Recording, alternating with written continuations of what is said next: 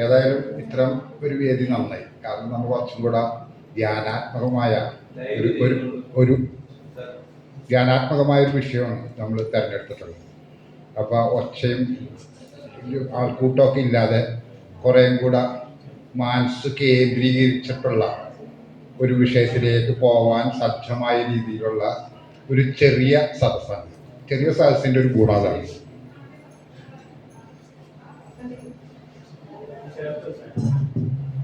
Hello, ചെറിയ സദസ്സിൻ്റെ ഗുണം അതാണ്.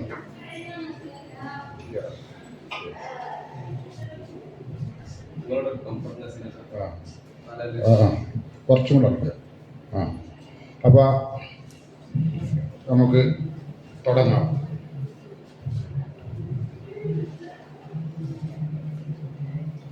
മലയാള സർവകലാശാലയിൽ ഒരു ബഷീർ പഠന കേന്ദ്രം സ്ഥാപിതമാവുകയാണ്. അതിനോടനുബന്ധിച്ച് 2-3 ടോക്കുകൾ നിങ്ങൾ കേട്ടു. വളരെ ഗഹനവും ആഴമുള്ള 2-3 ടോക്കുകൾ കഴിഞ്ഞു. ഇനിയും പുതിയ ടോക്കുകളുണ്ട്. അപ്പോൾ ഇത്തരമൊരു സന്ദർഭത്തിൽ ഇവിടെ സന്നിഹിതനാകാൻ കഴിഞ്ഞതിൽ ഞാൻ വളരെ സന്തോഷിക്കുന്നു. ബഷീറിനെ പറ്റിയാണെങ്കിൽ ഏറ്റവും വലിയ ഒരു പോയിന്റ് എന്താണെന്ന് വെച്ചിട്ടുണ്ടെങ്കിൽ, ബഷീർ എഴുതിയ സാഹിത്യ സൃഷ്ടികൾ 50 ഇരട്ടിയെങ്കിലും അദ്ദേഹത്തെ പറ്റിയുള്ള പഠനങ്ങളും അദ്ദേഹത്തെ പറ്റിയുള്ള നിരൂപണങ്ങളും മലയാളത്തിൽ വന്നിട്ടുണ്ട്. പുതിയ പുതിയ രീതിയിൽ വീണ്ടും വന്നുകൊണ്ടിരിക്കുകയാണ്. ഇപ്പോൾ ഒറ്റ പുസ്തകങ്ങൾ തന്നെയായിട്ട് വേണമെങ്കിൽ MN Vijayan, PK Pokker, MK Sanu, Kalpetta Narayanan, ഇവരൊക്കെ തന്നെ പോൾമാണൽ, ഇവരൊക്കെ ബഷീറിനെ പറ്റി മാത്രം പുസ്തകങ്ങൾ എഴുതിയിട്ടുണ്ട്. പിന്നെ നമ്മുടെ ഏറ്റവും പ്രധാന ആൾ കൂടി ഇരിക്കും റാഫി സാറിൻ്റെ ഒരു ബുക്ക്. അങ്ങനെ ഒറ്റ വ്യക്തിനെ തന്നെ കേന്ദ്രീകരിച്ചുള്ള പുസ്തകങ്ങൾ. പിന്നെ നിരന്തരമായിട്ടുള്ള പഠനങ്ങൾ. എല്ലാ മലയാള സാഹിത്യകാരന്മാരും 1-2 ലേഖനങ്ങളെങ്കിലും ചെയ്യാത്ത ഒരു സാഹിത്യകാരൻ മലയാളത്തിലില്ല ബഷീറിനെ പറ്റി. അതേപോലെ തന്നെ പുതിയ പുതിയ ടൈറ്റിലുകൾ ബഷീറിനെ പറ്റിയിട്ട് ഇങ്ങനെ പുതിയ രീതിയിൽ ഓരോ വർഷം. ഇപ്പോൾ ബഷീറും പോസ്റ്റ് മോഡേണിസവും, ബഷീറും അപകോളനീകരണവും, ബഷീറും മുസ്ലിം സത്വബോധവും, ബഷീറും സംഗീതവും, അങ്ങനെ അങ്ങനെ ഓരോ രീതിയിലും ഇങ്ങനെ ബഷീറിനെ പറ്റി. വാസ്തവത്തിൽ ജനകീയനായ ജനങ്ങളിൽ ലയിച്ച ഒറ്റെഴുത്തുകാരൻ. അപ്പം ചന്തുമേനോൻ്റെ ഇന്ദുലോകയാണ് നോവൽ.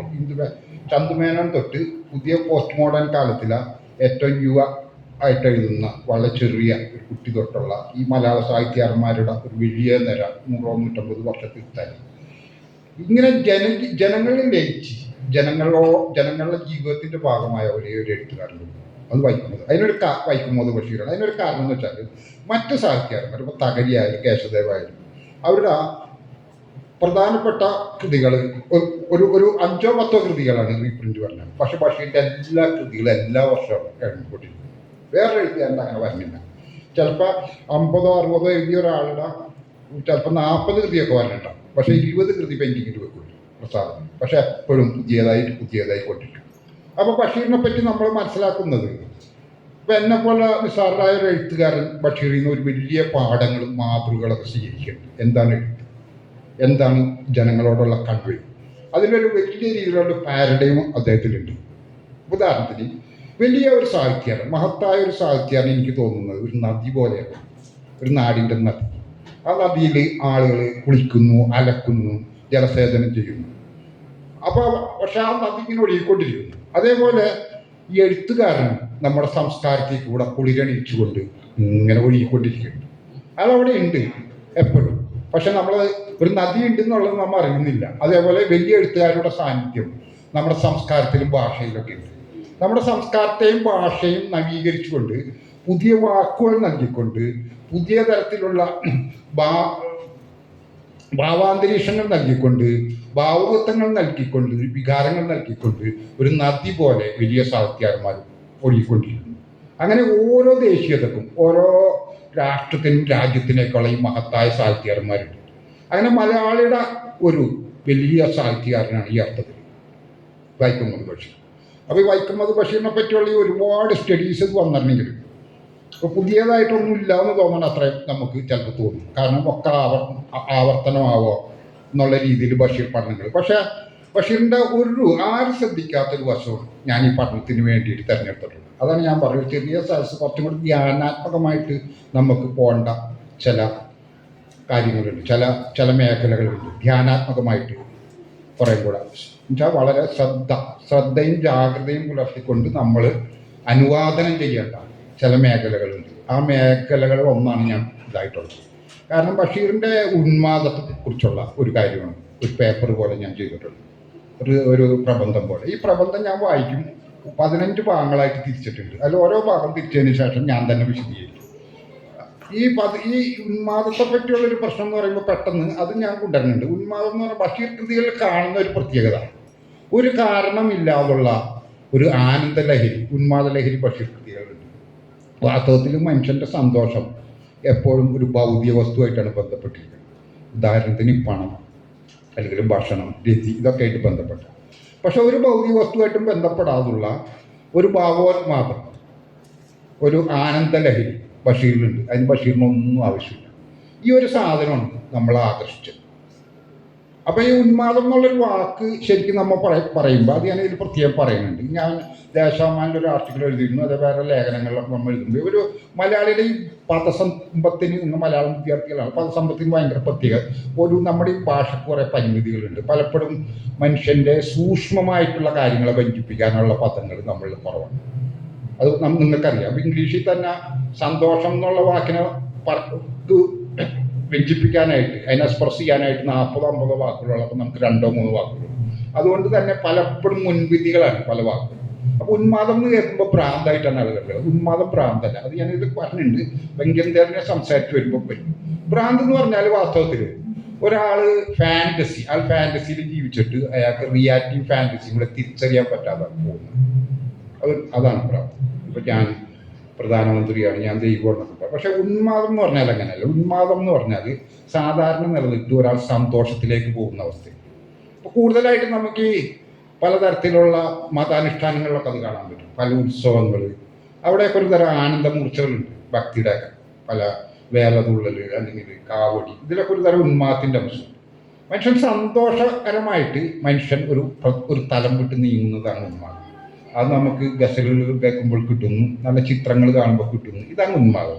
ഇതിന് ആദ്യം തന്നെ മലയാളി പെട്ടെന്ന് കാണുന്ന ഭ്രാന്താണെന്നുള്ള അത് വലിയ പ്രശ്നമാണ്. ഇപ്പോൾ മൈക്കൽ ഫൂക്കോൻ്റെ മാഡ്നസ് ആൻഡ് ഹിസ്റ്ററിയിലൊക്കെ ഈ വിഷയങ്ങൾ ഭയങ്കരമായിട്ട് കൈകാര്യം ചെയ്തത്. മാഡ്നസ് ഇങ്ങനെ അതിൻ്റെ ഏറ്റവും വലിയൊരു എന്താണ് അങ്ങനെ ഒരു സാധനം ഇല്ലാതാണ് പുള്ളി പറഞ്ഞത്. അതൊരു അധികാരം ഉണ്ടാക്കുക. അത് ആ വിഷയം നമ്മുടെ വിഷയമല്ല. നമ്മൾ ബഷീറിൻ്റെ ഈ ഉന്മാദപരമായിട്ടുള്ള ഒരു കൺസെപ്റ്റിൽ കൂടെ ബഷീർ കൃതികളെ സമീപിക്കാനുള്ളൊരു ശ്രമമാണ് ഞാൻ നടത്തുന്നത്. വാസ്തവത്തിൽ ഈ വിഷയത്തെപ്പറ്റി ഒരു ലേഖനം വന്നിട്ടുണ്ട് 20 കൊല്ലം. ആ KPF എഴുതിയ ഭാവനയും സാഹിത്യം എന്നുള്ളതിൽ KPF അദ്ദേഹം 80കളുടെ അവസാനം 90-ൽ എഴുതിയിട്ടുള്ള ബഷീറിൻ്റെ കിളുക്കുകൾ എന്ന് പറഞ്ഞ ലേഖനം. ആ ലേഖനം തമ്മിലൊരു ബന്ധമില്ല. കാരണം ഒന്നാമത് KPF പോലുള്ള ഒരാൾ ആധുനിക എഴുത്തുകാരനോട് തന്നെ എനിക്ക് കുറേ വിയോജിപ്പുണ്ട്. കാരണം മനസ്സിൻ്റെ ലോകത്തിനെയൊക്കെ ഭയങ്കര താല്പര്യകരിച്ച ഒരാളാണ്. ആ ബുക്കിന് തന്നെയുണ്ട്. അത് പോട്ടെ, എന്നാലും ആധുനികതയുടെ ചില രോഗത്തിൻ്റെ പൂക്കൾ എന്ന് പറഞ്ഞൊരു കൺസെപ്റ്റിനെ ഒന്നും ഞാൻ അംഗീകരിക്കണില്ല. അതിന് ഞാൻ അങ്ങനെ കാണുന്നില്ല. അത് നെഗറ്റീവ് തന്നെയാണ്. പക്ഷെ ബഷീറിൽ നമ്മൾ പറയുന്നത് അങ്ങനെ ഒരു ഭ്രാന്തിൻ്റെ അംശമല്ല നമ്മൾ പറയുന്നത്.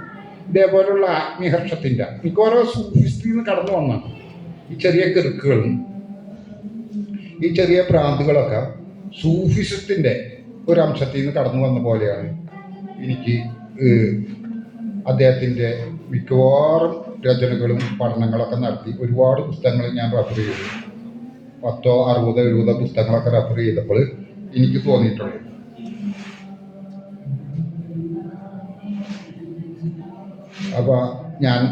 അപ്പോൾ നിങ്ങൾക്ക് എൻ്റെ ലേഖനത്തിലേക്ക് പ്രവേശിക്കാനുള്ള ഒരു പ്രവേശിക പോലെയാണ് ഞാൻ ഇത്രയും നേരം സംസാരിച്ചത്. ഇനി നമുക്ക് അതിലേക്ക് സഞ്ചരിക്കാമെന്ന് തോന്നുന്നു. അപ്പോൾ വാസ്തവത്തിൽ ഈ കൃതി നമ്മൾ പേര് വൈക്കം മുഹമ്മദ് ബഷീർ സിദ്ധൻ ഉന്മാദി സഞ്ചാരി എന്നിട്ടെങ്കിലും ഇത് കൈകാര്യം ചെയ്യുന്ന വിഷയം ഉന്മാദം ബഷീറിലും ബഷീർ സാഹിത്യത്തിൽ നിന്നാണ്. നമുക്ക് കുറേ കൂടെ ആകർഷീയമായ ഒരു പേര് കണ്ടെത്തിയെന്ന് മാത്രമേ ഉള്ളൂ. പക്ഷേ ഉന്മാദം ബഷീറിലും ബഷീർ സാഹിത്യത്തിലും ഇതാണ് നമ്മുടെ കേന്ദ്രബിന്ദു. ഇതിനെ പുരസ്കരിച്ചുകൊണ്ടുള്ള ഒരു പ്രബന്ധമാണ് ഞാൻ ഇവിടെ അവതരിപ്പിക്കാൻ ഉദ്ദേശിക്കുന്നത്. ഇതിൻ്റെ ഓരോ ഭാഗങ്ങൾ കഴിഞ്ഞതിന് ശേഷം ഒന്ന് ഞാൻ എക്സ്പ്ലെയിൻ ചെയ്യും. ആദ്യം തുടങ്ങാം. വൈക്കം മുഹമ്മദ് ബഷീർ ഒരു അത്ഭുത പ്രതിഭാസമാണ്. പല രീതിയിലും ബഷീറും ബഷീർ സാഹിത്യവും വായനക്കാരിൽ വിസ്മയം ഉളവാക്കും. മറ്റൊരു സാഹിത്യകാരനും കഴിയാത്ത കാര്യങ്ങൾ ബഷീറിന് അവകാശപ്പെടാൻ കഴിയും. ഒരു കുഗ്രാമത്തിൽ സാധാരണ കുടുംബത്തിൽ ജനിച്ച് അധികമൊന്നും വിദ്യാഭ്യാസം കിട്ടാതെ ദരിദ്രാവസ്ഥയിൽ വളർന്ന് മറ്റു പാരമ്പര്യ ഗുണങ്ങളൊന്നും കിട്ടാതെ തന്നെ അദ്ദേഹം നമ്മുടെ ഭാഷയിൽ എല്ലാ കാലത്തും നിലനിൽക്കുന്ന അനശ്വര ഭാവനാലോകങ്ങളെ സൃഷ്ടിച്ചു. അത്ഭുതകരമായ ഈ പ്രതിഭാസത്തിന്റെ പിന്നിൽ പ്രകൃതിയുടെ അദൃശ്യ കാര്യങ്ങൾ പ്രവർത്തിച്ചിട്ടുണ്ടെന്നും മാറി നിന്ന് നോക്കുന്ന ഇവർക്ക് തോന്നിയേക്കാം. മറ്റൊന്ന്, ജീവിതത്തെപ്പറ്റി ആഴവും സങ്കീർണവുമായ കാര്യങ്ങൾ ലളിതമായ ഭാഷയിൽ പറയാൻ കഴിയില്ല എന്നാണ് അതുവരെ കരുതിയിരുന്നത്. അതുവരെ എന്ന് പറഞ്ഞാൽ ബഷീർ എഴുതുന്നവരെ. ഇപ്പോഴും പലരും അങ്ങനെ കരുതുന്നു. സാധാരണക്കാർക്ക് ജനകീയ സാഹിത്യം എന്ന പേരിൽ പൈങ്കിളിയും ഉയർന്ന വായനക്കാർക്ക് ഗൗരവ സാഹിത്യവും എന്ന നിലയിലാണ് ഇപ്പോഴും നമ്മുടെ സാഹിത്യ ലോകം കടന്നു പോകുന്നത്. ലളിതമായ ഭാഷയിൽ പറഞ്ഞാൽ ജീവിത സങ്കീർണതകളുടെ സത്ത നഷ്ടപ്പെട്ടു പോകുമെന്ന് പലരും കരുതുന്നു. ബഷീർ തൻ്റെ കൃതികളിൽ ഈ വിഭജനത്തെ തൂത്തെറിഞ്ഞു. ഒരേ നേരം ലളിതവും സങ്കീർണവുമായിരിക്കെ അവ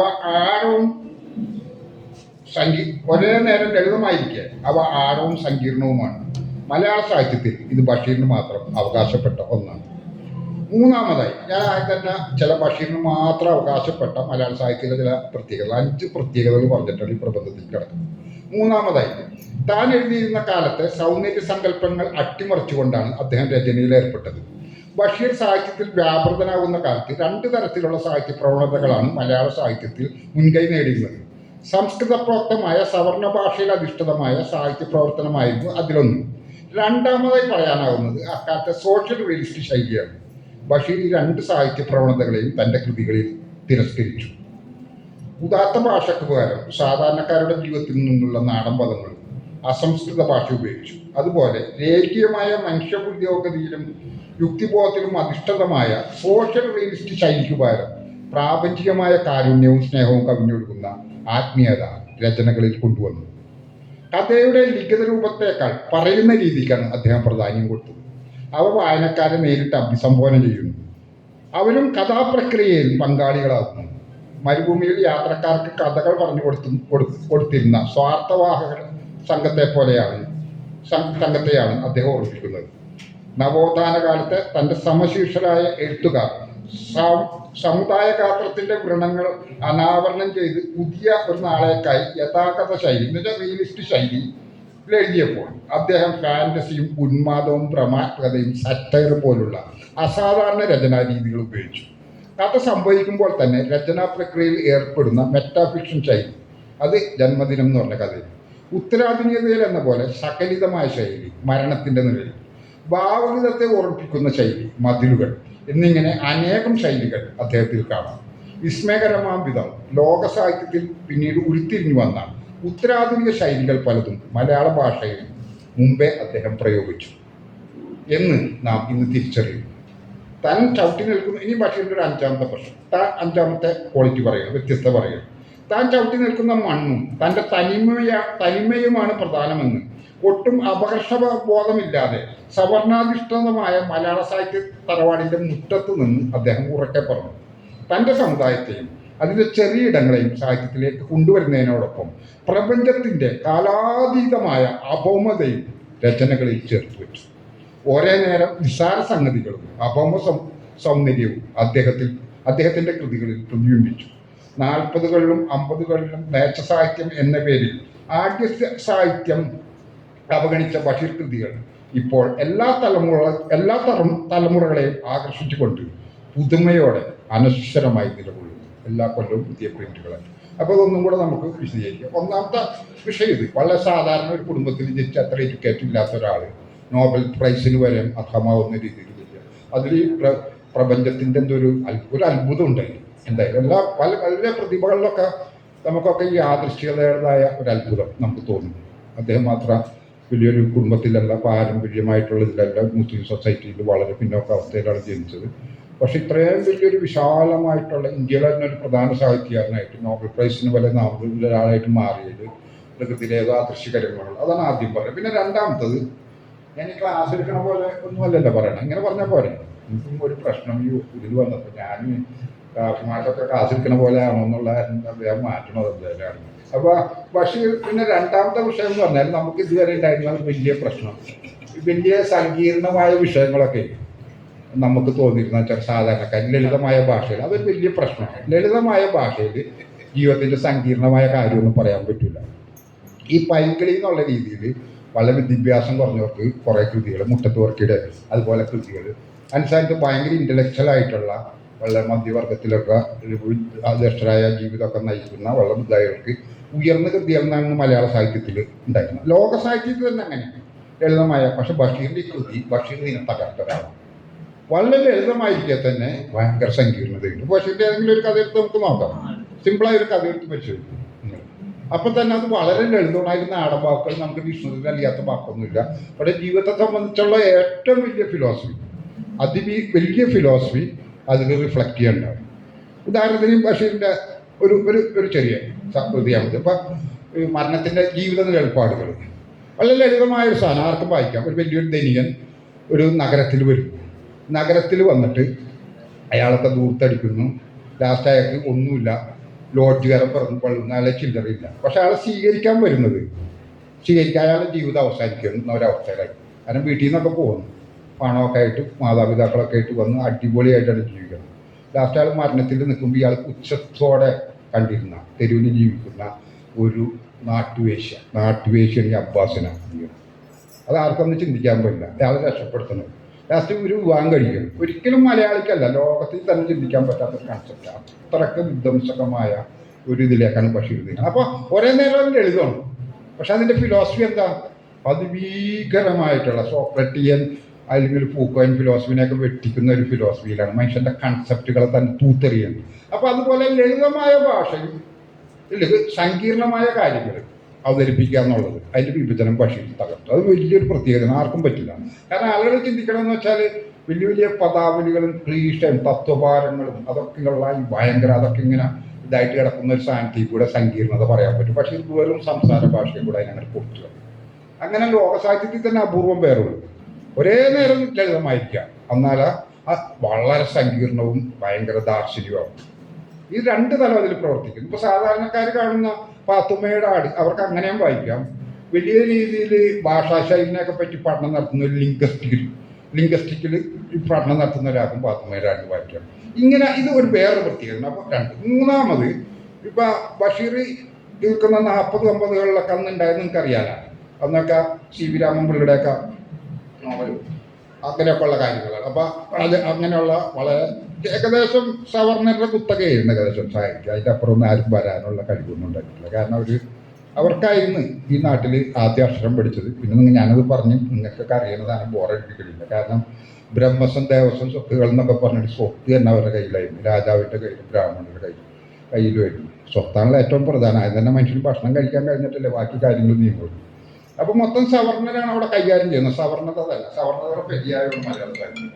പിന്നെ രണ്ടാമത് അതിനെ കൗണ്ടർ ചെയ്ത് വന്നത് ഈ പുരോഗമന സാഹിത്യമൊക്കെ ആയിട്ട് ബന്ധപ്പെട്ടിട്ട് മാർക്സിയൻ ചിന്താഗതിയിലൊക്കെ പുതിയൊരു നാളെ ഉണ്ടാക്കാൻ കഴിയുന്നുള്ള സോഷ്യലിസ്റ്റ് ചിന്തകൾ അന്ന് ലോകത്തിൽ. ഇപ്പോൾ ഇന്ത്യയിൽ പ്രേംചന്ദ് തന്നെ പ്രസിഡൻ്റായിട്ടുള്ള ഈ ജീവൽ സാഹിത്യ സംഘം, പിന്നെ ലോകത്തിലാണെങ്കിൽ മാക്സിം ഗോർജി, റഷ്യയിലൊക്കെ ഈ ഇതിൻ്റെ പുരോഗമന സാഹിത്യം പ്രോഗ്രസീവ് സംഘമൊക്കെ ഉണ്ടായി. അതിൻ്റെ ഭാഗമായിട്ടുള്ള കേശവദേവ്, തകഴി, അവരിലൊക്കെ ആ ഒരു സാധനം വന്നു. അപ്പോൾ രണ്ട് തരം സാധനങ്ങൾ, ഒരു നല്ല നാളേക്ക് വേണ്ടിയിട്ടുള്ള പാവങ്ങളുടെ കാര്യങ്ങൾ, പട്ടിയുടെ കാര്യം, സോഷ്യൽ ലിസ്റ്റ്, പിന്നെ ഇതേപോലെ സംസ്കൃത പ്രോക്തമായ കാരണം. ഇന്ന് ഇംഗ്ലീഷ് നമ്മൾ എങ്ങനെയാണ് കാണുന്നത്, ഇംഗ്ലീഷ് നമ്മൾ സ്വാധീനിക്കുന്നത്, അന്ന് ഇംഗ്ലീഷിന് പകരം സംസ്കൃതമാണ്. കുട്ടിക്കൃഷ്ണന്മാരൊക്കെയാണ് അന്നത്തെ കൈകാര്യം ചെയ്യണം. അങ്ങനെ ഇംഗ്ലീഷ് അറിയുമെന്ന് അറിയില്ല, പക്ഷെ സംസ്കൃതം അറിയാൻ കഴിയുന്നുണ്ട്.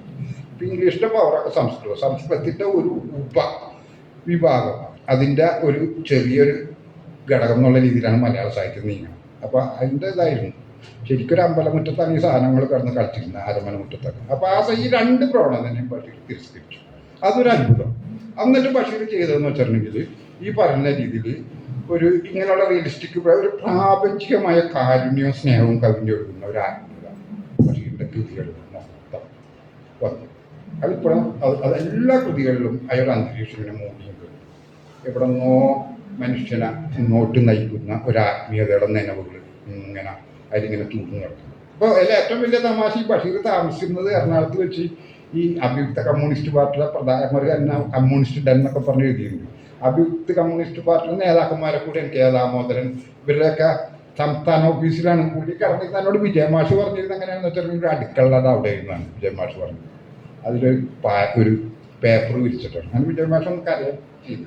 എന്നോട് കൊടുങ്ങല്ലൂരായിരുന്നില്ല, എൻ്റെ വീട് കൊടുങ്ങല്ലൂരാണ്. അപ്പോൾ വിജയമാഷ് കൊടുങ്ങക്കാരനാണല്ലോ.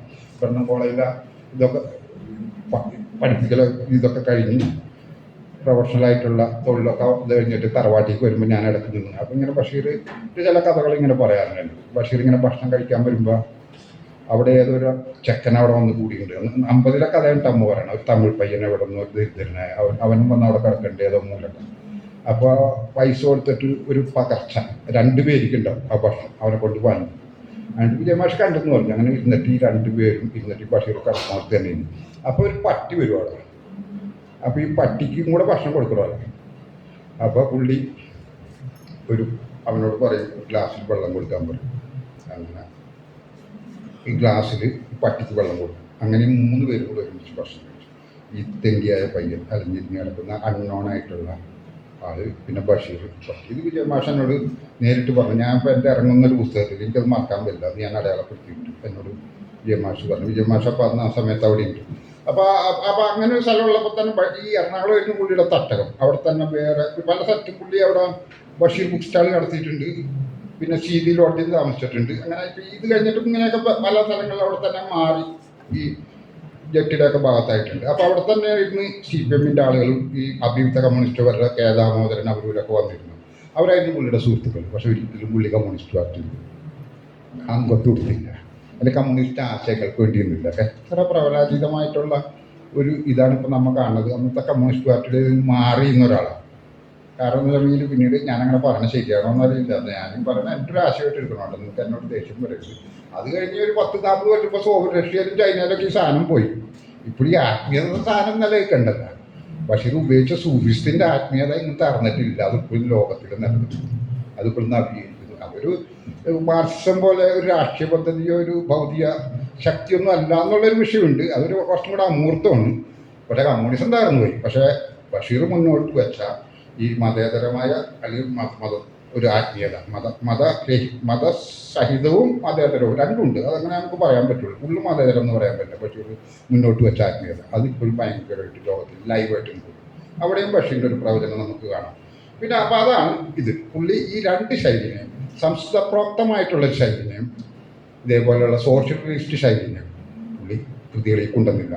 അതിനു പകരം ആത്മീയമായ ഒരു വലിയ രീതിയിലുള്ള സ്വാതന്ത്ര്യവും കരുണയൊക്കെ ഒരു പ്രപഞ്ചവിദിതാവിൽ നിന്നും മനുഷ്യരിലേക്ക് ഒഴുകുന്ന, ജീവിതാലങ്ങളിലേക്ക് ഒഴുകുന്ന, ചരാചരങ്ങളിലേക്ക് ഒഴുകുന്ന ഒരു കാരുണ്യത്തിൻ്റെ, കമ്പാഷൻ്റെ വലിയ ഒരു ബുദ്ധ ദർശനത്തിലും സൂഫി ദർശനത്തിലൊക്കെ നിൽക്കുന്ന ഒരു ഭാവലോകമാണ് അദ്ദേഹം.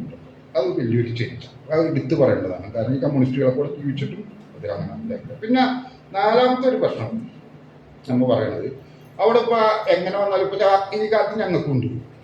അപ്പോൾ ഒന്ന് ആലോചിച്ച് നോക്കിയാൽ, കാരണം നാട് ഓടുമ്പോൾ നടുവേ ഓടാനുള്ളൊരു പ്രവണത. ആ കാലത്ത് ഈ പറയുന്ന വലിയ തമ്പുരാക്കന്മാരും വലിയ സവർണത ആളുകളൊക്കെ നിൽക്കണം. അപ്പോൾ അങ്ങനെയുള്ളൊരു സാഹിത്യം. അപ്പോൾ ആ സമയത്ത് മുസ്ലിം സമൂഹത്തിൽ നിന്ന് ആദ്യമായിട്ട് കടന്നു വരുന്ന ഒരു പൂർണ്ണ വ്യക്തിത്വമുള്ള ഒരാളാണ്. അതിന് മുമ്പൊക്കെ പല സാധനങ്ങളും ഇപ്പം മറ്റേ അറബി മലയാളത്തിലുള്ള കൃതിയൊക്കെ ഇറങ്ങിയിട്ടുണ്ട് 1800-ലൊക്കെ. എന്നാലും കൃത്യമായ രീതിയിൽ ഒരു കലാവ്യക്തിത്വത്തിൻ്റെ ഉടമ എന്നുള്ള രീതിയിൽ മലയാള സാഹിത്യത്തിൽ കടന്നു വരുന്ന ആൾ വൈക്കം ബഷീർ. മുസ്ലിം പ്രാതിനിധ്യം അവതരിപ്പിക്കുന്ന കൃതി എൻ്റെ ഉപ്പാക്കരാനുണ്ടായിരുന്നു. അതൊക്കെ തന്നെ. അപ്പോൾ അങ്ങനെയൊക്കെയുള്ളൊരു സമയത്തും അദ്ദേഹം താൻ ചവിട്ടി നിൽക്കുന്ന മണ്ണും തൻ്റെ തനിമയാണ് പ്രധാനം, തൻ്റെ സമുദായവും. പുള്ളി പറയുന്നത് എൻ്റെ വിശ്വാസം, എൻ്റെ അറിവ്, എനിക്ക് ഞാൻ ചവിട്ടിക്കണം മണ്ണ്. ഇനിയിപ്പോൾ മുസ്ലിം സൊസൈറ്റിയൊക്കെ എത്ര പഴഞ്ചനാണ്, എത്ര ഇതാണെന്നൊക്കെ പറഞ്ഞാൽ, മതഭ്രാന്തന്മാരാണെന്നൊക്കെ പറഞ്ഞാൽ എനിക്കതിൽ കുഴപ്പമില്ല. പുള്ളി അവസാനം വരെ അത് പറഞ്ഞിട്ടുണ്ട്, സവർണവൽക്കരിക്കുന്നത് വളരെ ശക്തമായിട്ട്. കാരണം അദ്ദേഹത്തിൻ്റെയൊക്കെ ബുക്ക് പ്രസാദനം ചെയ്ത ഈ മംഗളോദയം ബുക്സിൻ്റെ ഉടമ ടി കിരൺ നമ്പൂരിപ്പാടാണ്. അപ്പോൾ അദ്ദേഹത്തിനെ കണ്ടാൽ എല്ലാവരും എണീറ്റ് വെക്കും, സാഹിത്യകാരന്മാരൊക്കെ. അദ്ദേഹം ഭയങ്കര കോടീശ്വരനാണ്, ജന്മിയാണ്. അദ്ദേഹത്താണ് ഈ വീട് വെക്കാനൊക്കെ ഉള്ള പൈസ കൊടുത്തത്. പക്ഷേ ഭഗവത്ഗീതയും മുലയും എന്ന് പറഞ്ഞ പുള്ളിയൊരു നാട്ടിൽ ചെല്ലുമ്പോഴുള്ളൊരു കട്ടക്കാരി ദേശമംഗലം. അത് ഈ അടുത്ത് വരെ അങ്ങനെ ടൈം സ്ത്രീകൾ നടത്തിയിരുന്നു, ഒരു 90-കൾ വരെ. അപ്പോൾ ആ പുള്ളി അവിടെ എണീറ്റ് വെക്കില്ല, അദ്ദേഹത്തിൻ്റെ മുമ്പിൽ, ഈ തമ്പുരാൻ്റെ മുമ്പിൽ എണീറ്റ് വെക്കില്ല. ഈ ഒരു ഭയങ്കര ക്വാളിറ്റി പുള്ളി കാണിച്ചിട്ടുണ്ട് പുള്ളിയുടെ മുമ്പിൽ. എല്ലാവരും എണീറ്റ് വെക്കുമ്പോൾ പുള്ളി എണീറ്റ് വെക്കില്ല.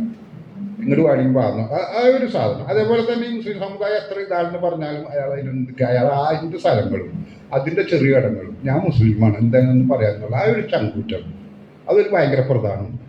താൻ നിൽക്കുന്ന മണ്ണ്, തൻ്റെ ജീവിതം, തൻ്റെ ഇടം അത് തുറന്നു പറയാനുള്ളൊരു ധൈര്യം. അപർഷതാബോധത്തിൻ്റെ പേരിൽ ഇപ്പം കുമാരനാശാൻ വരെ നമുക്കറിയാം പല രീതിയിലൊക്കെ പട്ടും വളയും ഒക്കെ ഇയാളുടെ നിന്ന് ബ്രിട്ടീഷുകാരെ നിന്നൊക്കെ സ്വീകരിച്ചതും പല രീതിയിലും അവരുടെ ഇതൊക്കെ നമുക്കറിയാം. പക്ഷെ ബഷീർ അങ്ങനെയല്ല നിന്ന് തൻ്റെ ഇടം അങ്ങോട്ട് സൂക്ഷിച്ചു. അതൊരു വലിയ പ്രവണത. ഇതൊക്കെ തന്നെ മറ്റ് സാഹിത്യകാരന്മാരിൽ നിന്ന് ബഷീറിനെ വേർപെടുത്തുന്ന ചില ഘടകങ്ങളാണ് പറയുന്നത്. അപ്പം ഇത്തരം കാര്യങ്ങളൊക്കെയാണ് നമ്മൾ പറഞ്ഞു വരുന്ന ഈ സാഹിത്യത്തിൽ ബഷീർ സാഹിത്യത്തിൻ്റെ ഒരു 5 വ്യത്യസ്തത. അല്ല, നിങ്ങൾക്ക് തോന്നിയില്ല ഒരു 5 വ്യത്യസ്തതയാണ് ഞാൻ കണ്ടെത്തിയ ചില വ്യത്യസ്തതകളാണ് ഇങ്ങനെയുള്ള. ഇതിന് ഭയങ്കരമായ ധൈര്യം വേണം, ഭയങ്കരമായ ധൈര്യം വേണം. ഒരു കാലത്ത് നിന്നിട്ട് ഈ നാടിനോടെ ഓടാതിരിക്കണമെങ്കിലും പിന്നെ അതുപോലെ തന്നെ ഈ സവർണാധിഷ്ഠമായ സമയത്തൊക്കെ നമ്മൾ നിൽക്കുന്ന സ്ഥലമാണ് നമ്മുടെ ഇതാണ് ശരിയെന്ന് പറയാനൊക്കെ അടുത്ത ധൈര്യവും കടുത്ത ആത്മീയം വേണം. അതൊന്നും ഒരു സാധാരണ ഒരു ആവറേജ് വ്യക്തിക്ക് പറ്റുന്നതല്ല. ഇനി ആ 5 പ്രത്യേകതകൾ പറഞ്ഞു ഇനി നമ്മൾ ആ വിഷയത്തേക്ക് പതുക്കെ വീണ്ടും പ്രവേശിക്കുന്നു. ബഷീറിനെ വ്യത്യസ്തനാക്കുന്നത് അദ്ദേഹത്തിൻ്റെ നിരന്തരമായ അലച്ചിലാണ്. കവിയും കാമുകനും ഭ്രാന്തനും ഒരേ മനോവികാരത്തിൽ നിബന്ധരാണ് എന്ന ഷേക്സ്പിയർ വാചകത്തിൽ എന്ന പോലെ കവിയും കാമുകനും ഭ്രാന്തനും അദ്ദേഹത്തിൽ കുടികൊണ്ടിരുന്നു. അദ്ദേഹത്തിലൊരു കവിയും കാമുകനും ഭ്രാന്തനും കുടികൊണ്ടിരുന്നു. അദ്ദേഹത്തിൻ്റെ കാവ്യാത്മകമായ ചില ഭാഷ, കാവ്യാത്മകമായ ഭാഷ ബഷീർ കൃതികളിൽ പരക്കെ കാണാം. നീ ആ പൂവ് എന്ത് ചെയ്തു? ഏത് പൂവ്? രക്തനക്ഷത്രം പോലെ കടിഞ്ഞുപ്പായ പൂവ്. ഓ അതോ? എടുക്കപ്പെട്ട് ഇപ്പോൾ അന്വേഷിക്കുന്നത് എന്തിന്? ചവിട്ടി അരച്ചു കളഞ്ഞോ എന്നറിയാം. കളഞ്ഞുവെങ്കിലോ? ഓ ഒന്നുമില്ല, അതെൻ്റെ ഹൃദയമായിരുന്നു. ഇങ്ങനെയുള്ള ഇത്തരം അനേകം സുന്ദര പദാവലികൾ ഇപ്പം ബഷീറിൻ്റെ മറ്റേ ഇതുണ്ടല്ലോ, സൂഫിസത്തെ പറ്റിയുള്ള കഥകളൊക്കെ ഉണ്ടല്ലോ, അങ്ങനെയുള്ള കഥകളിലൊക്കെ എന്താണ് അതിൻ്റെ പേര്, ഇങ്ങനെ ഈ അനർഘ നിമിഷം പോലുള്ള കഥകളിലൊക്കെ ഇങ്ങനെയുള്ള ഭാഷ കാണാം. ഒരു കവി അദ്ദേഹത്തിൽ വസിക്കുക തന്നെ കാമുകനും അദ്ദേഹത്തിലുണ്ട്. സ്ത്രീയും പ്രണയവും അദ്ദേഹത്തിൽ ഭയങ്കര സ്ത്രീനെ പറ്റി ശ്രീ ബഷീറിൻ്റെ ഒരു നിത്യ സംഭവം. അതിലൊരു പോസിറ്റീവായ ഒരു കാലത്ത് ഇപ്പോൾ എവിടെയെങ്കിലും ഒരു ആണത്വം നോട്ടില്ല. ഇപ്പോൾ നമ്മുടെ ഉത്തരവാദിത്വം തന്നെയാണ്. ഒരിക്കലും സ്ത്രീകൾക്കും ഭയങ്കര നിർവാഹത്തുണ്ട്, ഭയങ്കര. ഇപ്പോൾ സാറാമ്മയൊക്കെ പ്രേമലേഖനത്തിലൊക്കെ കേശവൻ നായരൊന്നുമല്ല, സാറാമ്മയെന്ന് പറയും. അതേപോലെ തന്നെ ഈ മുസ്ലിം സ്ത്രീകളൊക്കെ ഭയങ്കരമായിട്ട് ഇങ്ങനെ ഇതിൻ്റെ ഉള്ളിൽ വീടിൻ്റെ ഉള്ളിൽ അകപ്പെട്ടവരാണ്, അവർ ഒരു ജഡവൽക്കരിക്കപ്പെട്ട ആളുകളാണ് എന്നൊക്കെയുള്ളൊരു സന്ദേശം നമ്മുടെ പൊതുവായിട്ടുള്ള ഒരു സ്റ്റീരിയോ ടൈപ്പ് അല്ല, അത് മുഖ്യധാരണ ആശയമാണ്. പക്ഷേ ബഷീർ കൃതികളിൽ മുസ്ലിം സ്ത്രീകൾക്കും ഭയങ്കര തൻ്റെടൊക്കെ ഉണ്ട്, ഭയങ്കര നിർവാഹത്തൊക്കെ ഉണ്ട്. ഇപ്പോൾ പൂവമ്പഴത്തിലൊക്കെ ഭർത്താവിനൊരു ഇത് വേണമെന്നും പറഞ്ഞ് ഓടിക്കുന്നത് ജമീലാണ്. അതേപോലെ തന്നെ എല്ലാ സാധനങ്ങളും എടുത്ത് നോക്കിയാലും അവിടെ ഇങ്ങനെ പർദ്ദക്കുള്ളിലോ ഇതിലോ ഒതുങ്ങിപ്പോയ ഒരു സ്ത്രീനൊന്നും കാണുന്നില്ല. സ്ത്രീനെ വളരെ മനോഹരം എന്നൊരു കാമുക സങ്കല്പമുണ്ട്, അതിൻ്റെ സൗന്ദര്യ സങ്കല്പമുണ്ട്. അവസാന കാലങ്ങളിൽ വരെ പുള്ളി ഒരു സുന്ദരിയായ ചെറുപ്പക്കാരി എൻ്റെ അടുത്ത് വന്ന് അവൾ മാറിടത്തിൽ നിന്ന് എനിക്ക് റോസാപ്പൂ വന്നൊക്കെ അവസാനം വരെ ഒരു 70-80 വയസ്സിലൊക്കെ പുരളിയ കൃതികളിലൊക്കെ ഇങ്ങനെ പറയാറുണ്ട്. എപ്പോഴും സ്ത്രീകളെ പറ്റിയിട്ടുള്ള അതിൻ്റെ ഒരു റൊമാൻറ്റിക് ആയിട്ടുള്ള ഒരു ഇതായിട്ടുള്ള ഒരു സങ്കല്പമുണ്ട്. പിന്നെ അദ്ദേഹത്തിനുണ്ട് എത്ര പ്രണയകഥകളാണ് അദ്ദേഹം രചിച്ചത്. ബാല്യകാലസഖി, പ്രേമലേഖനം, ശശിനാസ്, മാതൃകകൾ, ലോകത്തിലെ സ്ത്രീയും പ്രണയവും ഭയങ്കരമായിട്ട് വരും. പരശതം കഥകൾ എന്നിങ്ങനെ പരശതം കഥകൾ ഇവയോരോന്നും ഇതുവരെ കാണാത്ത പ്രണയത്തിൻ്റെ അസാധാരണ തലങ്ങൾ ആവിഷ്കരിക്കുന്ന കവിയും കാമുകനുമൊപ്പം ഒരു ഭ്രാന്തനും ബഷീറും കൂടി കൊണ്ടാണ്. അപ്പം നമ്മൾ കവി ഉണ്ടെന്നുള്ള ശരിക്കും നമുക്കറിയാം. ആ ഭാഷയുടെ പിന്നെ അയാലച്ചിലും ഒക്കെ ഉള്ള ആ കാവ്യാത്മകതയും ഈ സൗന്ദര്യത്തെ കാണുന്നതിലും മിസ്റ്റിസത്തിലൊക്കെ നല്ലൊരു കവി അദ്ദേഹത്തിൽ, അതുപോലെ നല്ലൊരു കാമുകനുണ്ട്. അത് ഞാൻ കൂടുതൽ പറയണ്ടല്ലോ, നിങ്ങൾക്ക് അനുരാഗത്തിൻ്റെ ദിനങ്ങൾ എന്ന് പറഞ്ഞാൽ പുള്ളിയുടെ ഒറ്റ നോവലും വായിച്ചാൽ പുള്ളിയുടെ കാമുകത്വം എന്തോരം നിങ്ങൾക്ക് കുറ്റം കിട്ടും. കാമുകൻ എന്നുള്ള രീതിയിൽ നിങ്ങൾക്ക് മനസ്സിലാവും. പുള്ളിയുടെ തന്നെ ആത്മകഥയുണ്ട്, അത് പുള്ളി പ്രസിദ്ധീകരിക്കാതെ കയ്യിൽ വെച്ചുകൊണ്ടിരുന്നു. കാരണം ആ സ്ത്രീ ജീവിച്ചിരിക്കേണ്ട അവർക്ക് പ്രശ്നം. ലാസ്റ്റ് എം ബഷീർ എങ്ങനെയോ അത് കണ്ടെത്തി. പുള്ളി പല പ്രാവശ്യം ചുട്ടരിക്കാൻ ഫാബി ബഷീറിനോട് പറഞ്ഞു. ലാസ്റ്റ് ബഷീർ ബഷീറിൻ്റെ നിർബന്ധത്തോടു കൂടിയാണ്. അതൊക്കെയാണ് നമ്മളൊരു എഴുത്തുകാരെ പറ്റി നമുക്ക് മനസ്സിലാക്കേണ്ടത്. നല്ല സുന്ദരമായിട്ടുള്ള മുറിയിലിരുന്ന് പാലും കുടിച്ചുകൊണ്ട് എഴുതുന്നതല്ല അതൊക്കെ ജീവിതം എവിടെ, സാഹിത്യം എവിടെ നമ്മൾ ഇതായിപ്പോകുന്നു. കാരണം ആ സ്ത്രീ ജീവിച്ചിരിക്കുന്നു. അപ്പോൾ പ്രസിദ്ധീകരിക്കും. പക്ഷെ പുള്ളിയുടെ ആ കൃതി വായിക്കുമ്പോഴും അത് MP പോൾ പറഞ്ഞ പോലെ ജീവിതത്തിൽ നിന്ന് വലിച്ചു കിടിയെന്ന് പറയുന്ന പോലെയല്ല, മജ്ജയിൽ നിന്ന് അസ്ഥിയിൽ നിന്ന് വലിച്ചു കിടി. അത് ജീവിതമാണ്. അല്ലാതെ നമ്മൾ കുറച്ച് നേരം ഇരുന്ന് നല്ല പേപ്പറൊക്കെ എടുത്ത് പാലൊക്കെ കുടിച്ച് ടെലിവിഷനൊക്കെ കണ്ട് സുഖമായിട്ട് എല്ലാ കാര്യങ്ങളൊക്കെ ചെയ്തിട്ട് അപ്പോൾ അതൊക്കെ ഇങ്ങനെ ആലോചിച്ച് നല്ല തണുത്ത പേനുണ്ട് നല്ല സുന്ദരമായിട്ടൊരു സാധനം എഴുതാമെന്നല്ല സാഹിത്യം. സാഹിത്യം എന്ന് പറഞ്ഞാൽ അതല്ല. അങ്ങനെ ഇമാജിനേഷനിൽ എഴുതുന്ന കവികളുടെയും ഇപ്പോൾ ഞാനും ആ നിരയപ്പെട്ടാണ് ഇവരുടെയും കഥാരന്മാരുടെയൊക്കെ ഒരു വലിയ പ്രവാഹം ഇങ്ങനെ മലയാള സാഹിത്യത്തിൽ കാണുന്നത്. പക്ഷെ അനുരാഗത്തിൻ്റെ ദിനം നമുക്ക് പഠിപ്പിച്ചു തരുന്നത്, എന്നെപ്പോലുള്ള ഒരാൾ പഠിക്കുന്നത്, ഒരു സാഹിത്യകാരൻ്റെ ലൈഫായിട്ടുള്ള അയാളുടെ അവിഭാജ്യത ജീവിതത്തിൻ്റെ അവിഭാജ്യം. അങ്ങനെ ഒരാൾ മലയാളത്തിൽ ഇതുപോലെ ഒരു സാധനം കത്തിച്ച് കളയാൻ പറയാം, അത് ജീവിതമായിട്ട് ബന്ധപ്പെട്ടിരിക്കുക, അതിനെ കത്തിച്ച് കളയാം. പിന്നെ ആ കാഫ്കയൊക്കെ ഉണ്ടാവുള്ളൂ. കാഫ്ക ഇതേപോലെ പ്രസിദ്ധീകരിക്കാനൊന്നല്ലേ എഴുതി. കപ്പയുടെ കൂട്ടുകാരനാണ് പിന്നീട് കണ്ടെത്തി. അയാൾ പ്രസിദ്ധീകരിക്കാതെ കയ്യിൽ വെച്ചിരുന്ന കുറേ മരണശേഷമാണ് കണ്ടുപിടിക്കുന്നൊക്കെ പ്രസിദ്ധീകരിച്ചിട്ടുണ്ട് അയാളെല്ലാം. അതാണ് ഈ കാസ്റ്റിൽ അങ്ങനെയൊക്കെയുള്ള അയാളുടെ പ്രധാന കൃതികളൊക്കെ അങ്ങനെയാണ് വന്നത്. അപ്പം ജീവിതവും ലിറ്ററേച്ചറും തമ്മിലുള്ള ഒരു അവിഭാജ്യത ഒരു റൈറ്ററുടെ പ്രധാന ഘടകം.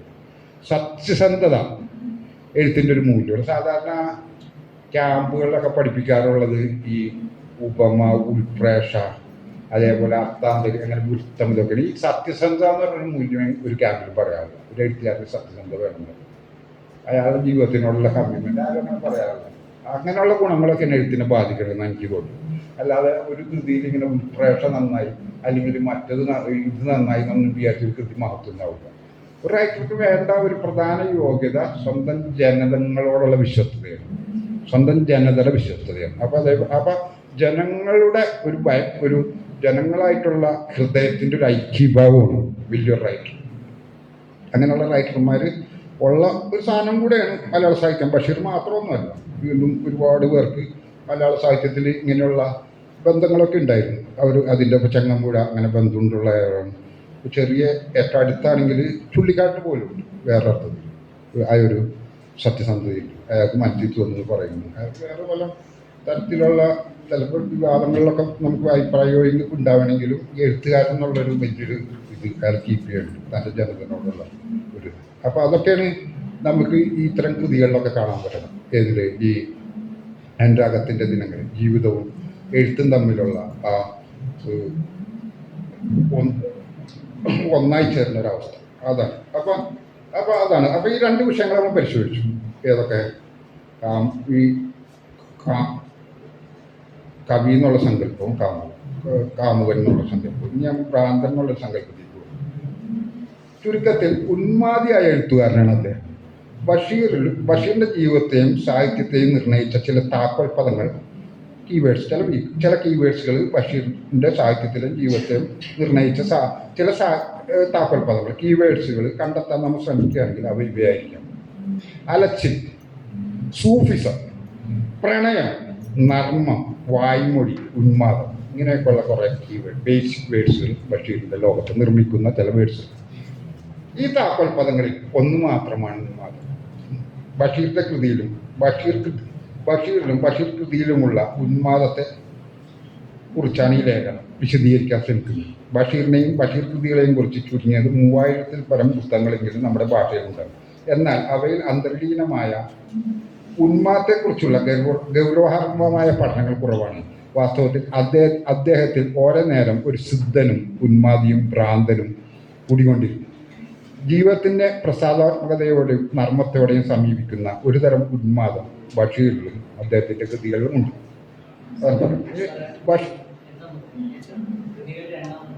ഏത് ലാസ്റ്റ് ഡിസ്കഷനിൽ പറയാം അല്ലേ? അത് എൻ്റെ ഏകാഗ്രത പോകും. പക്ഷെ വായിച്ചിട്ടില്ല. അതൊന്ന് നോട്ട് ചെയ്ത് വെച്ചോ, എന്നിട്ട് പിന്നെ ചോദിക്കാം. അത് എനിക്കെന്നത് ഇടയ്ക്ക് ഇതിൻ്റെ ചരട് വിട്ടുപോയിട്ട് അത് കാരണം ഞാൻ സംസാരിച്ചു. അപ്പോൾ അതാണ് നമ്മൾ അതിന് ഉന്മാദി കിടക്കുന്നത്. ബഷീറും അദ്ദേഹത്തിൻ്റെ രചനകളും കഴിയാത്ത രീതിയിൽ അവിഭാജ്യമായി നിലകൊള്ളുന്നു. ബഷീർ എന്ന വ്യക്തി തന്നെയാണ് കഥയും നോവലുകളുമായി പരിണമിക്കുന്നത്. സ്റ്റൈൽ ഈസ് മാൻ എന്ന ആപ്തവാക്യത്തിൻ്റെ കൃത്യത അദ്ദേഹത്തോളം മറ്റൊരാളിലുമില്ല. ജീവിതത്തിൻ്റെ എല്ലാ ഭാവങ്ങളെയും സന്തോഷത്തെയും ദുഃഖത്തെയും നിസ്സംഗതയോടെ സ്വീകരിക്കുന്നതിനോടൊപ്പം ലോകസ്നേഹത്തിൻ്റെ ആനന്ദലഹരി അദ്ദേഹത്തിലും അദ്ദേഹത്തിൻ്റെ കൃതികളിലുമുണ്ട്. ഈ ആനന്ദലഹരി ജീവിതോന്മാദമായി വർത്തിക്കുന്നതിനോടൊപ്പം അപൂർവ അവസരങ്ങളിൽ ഭ്രാന്തിൻ്റെ പരമ്പിലേക്ക് എത്തുന്നുമുണ്ട്.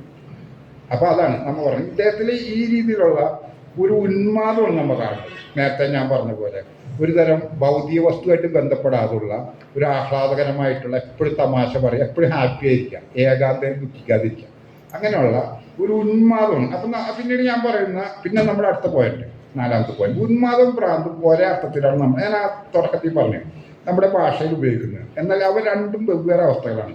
ഭ്രാന്ത് എന്ന് പറഞ്ഞാൽ ഒരാൾ യാഥാർത്ഥ്യവും ഫാൻറ്റസിയും തിരിച്ചറിയാനാകാതെ ഫാൻറ്റസിയിൽ മാത്രം നിലകൊള്ളുന്നതാണ്. ഉന്മാദമാകട്ടെ മനസ്സിന്റെ ഉദ്ദീപിക്കപ്പെട്ട അവസ്ഥയും. ഈ ഉദ്ദീപിക്കപ്പെട്ട അവസ്ഥയാണ് ബഷീർ സാഹിത്യത്തിൽ കാണുന്നത്. ഉന്മാദത്തിന് സൗന്ദര്യശാസ്ത്രപരമായ ഒരു തലമുണ്ട്, ഭ്രാന്തിനാകട്ടെ വിനാശത്തിന്റെ മാത്രം തലം. സാഹിത്യത്തിനും സംഗീതത്തിനും ചിത്രകലയിലുമൊക്കെ ആസ്വാദകനും ഉന്മാദത്തിന്റെ അനുഭൂതികൾ ഉണ്ടാകാം. സൂഫികളും യോഗികളും നിതാന്തമായ ആനന്ദമൂർച്ചയിലാണ് അഥവാ ഹർഷോന്മാദത്തിലാണ് ആത്മീയതയെ സംരക്ഷിച്ചിരിക്കുന്ന പല ക്ലാസിക് ഗ്രന്ഥങ്ങൾ പറയുന്നു. ബഷീർ കൃതികളിലെങ്ങും ഈ പറഞ്ഞ ഉന്മാദത്തിന്റെ ആനന്ദസ്പർശമുണ്ട്.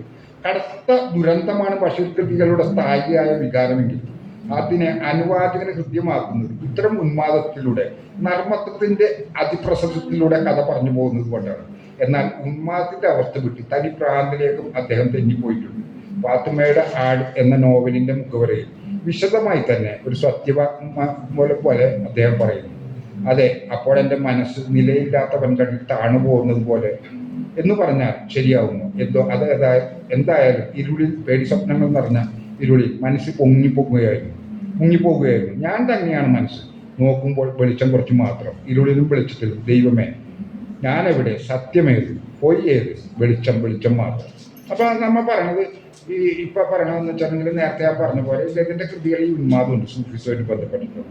പക്ഷെ ഉന്മാദവും ഭ്രാന്തും അത് ഞാൻ പറഞ്ഞല്ലോ എൻ്റെ ഒരു കൺസെപ്റ്റാണ്. കാരണം കുറച്ചുകളായ അവസ്ഥയെ കൂടെ ഒക്കെ ഞാനും കടന്നുപോയ ഒരാളായതുകൊണ്ട് എനിക്കത് കൃത്യമായിട്ട് പഠിക്കാനും പിന്നെ ശരീരത്തിൽ കൂടെ അതിനെ കണ്ടെത്താനും കൂടെ കഴിയും. വെറുതെ ഒരു ഇതല്ല, എൻ്റെ മനസ്സിലും ശരീരത്തിലൊക്കെ പ്രവർത്തിച്ചുകൊണ്ട്. അപ്പൊ അതാണ് ഞാൻ പറഞ്ഞത്. ഇപ്പൊ യോഗികളും ഇവരൊക്കെ ഇങ്ങനെ ഒരു തരം ആനന്ദമൂർച്ചയിലാണെന്ന് പറയാറുണ്ട് സൂഫികൾ. ഈ ഒരു ഉന്മാദമാണ് ഇദ്ദേഹത്തിലുള്ളത്.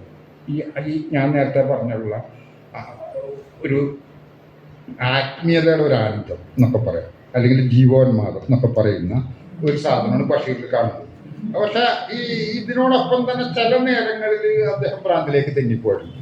പാത്തുമ്മയുടെ ആടൊക്കെ എഴുതുന്നത് പുള്ളി മെന്റൽ ഹോസ്പിറ്റലിൽ നിന്ന് വന്നിട്ടുണ്ട്, കുതിരവട്ടത്തിൽ വന്നിട്ടുണ്ട്, അതിൻ്റെ മുഴുവരെ തന്നെ.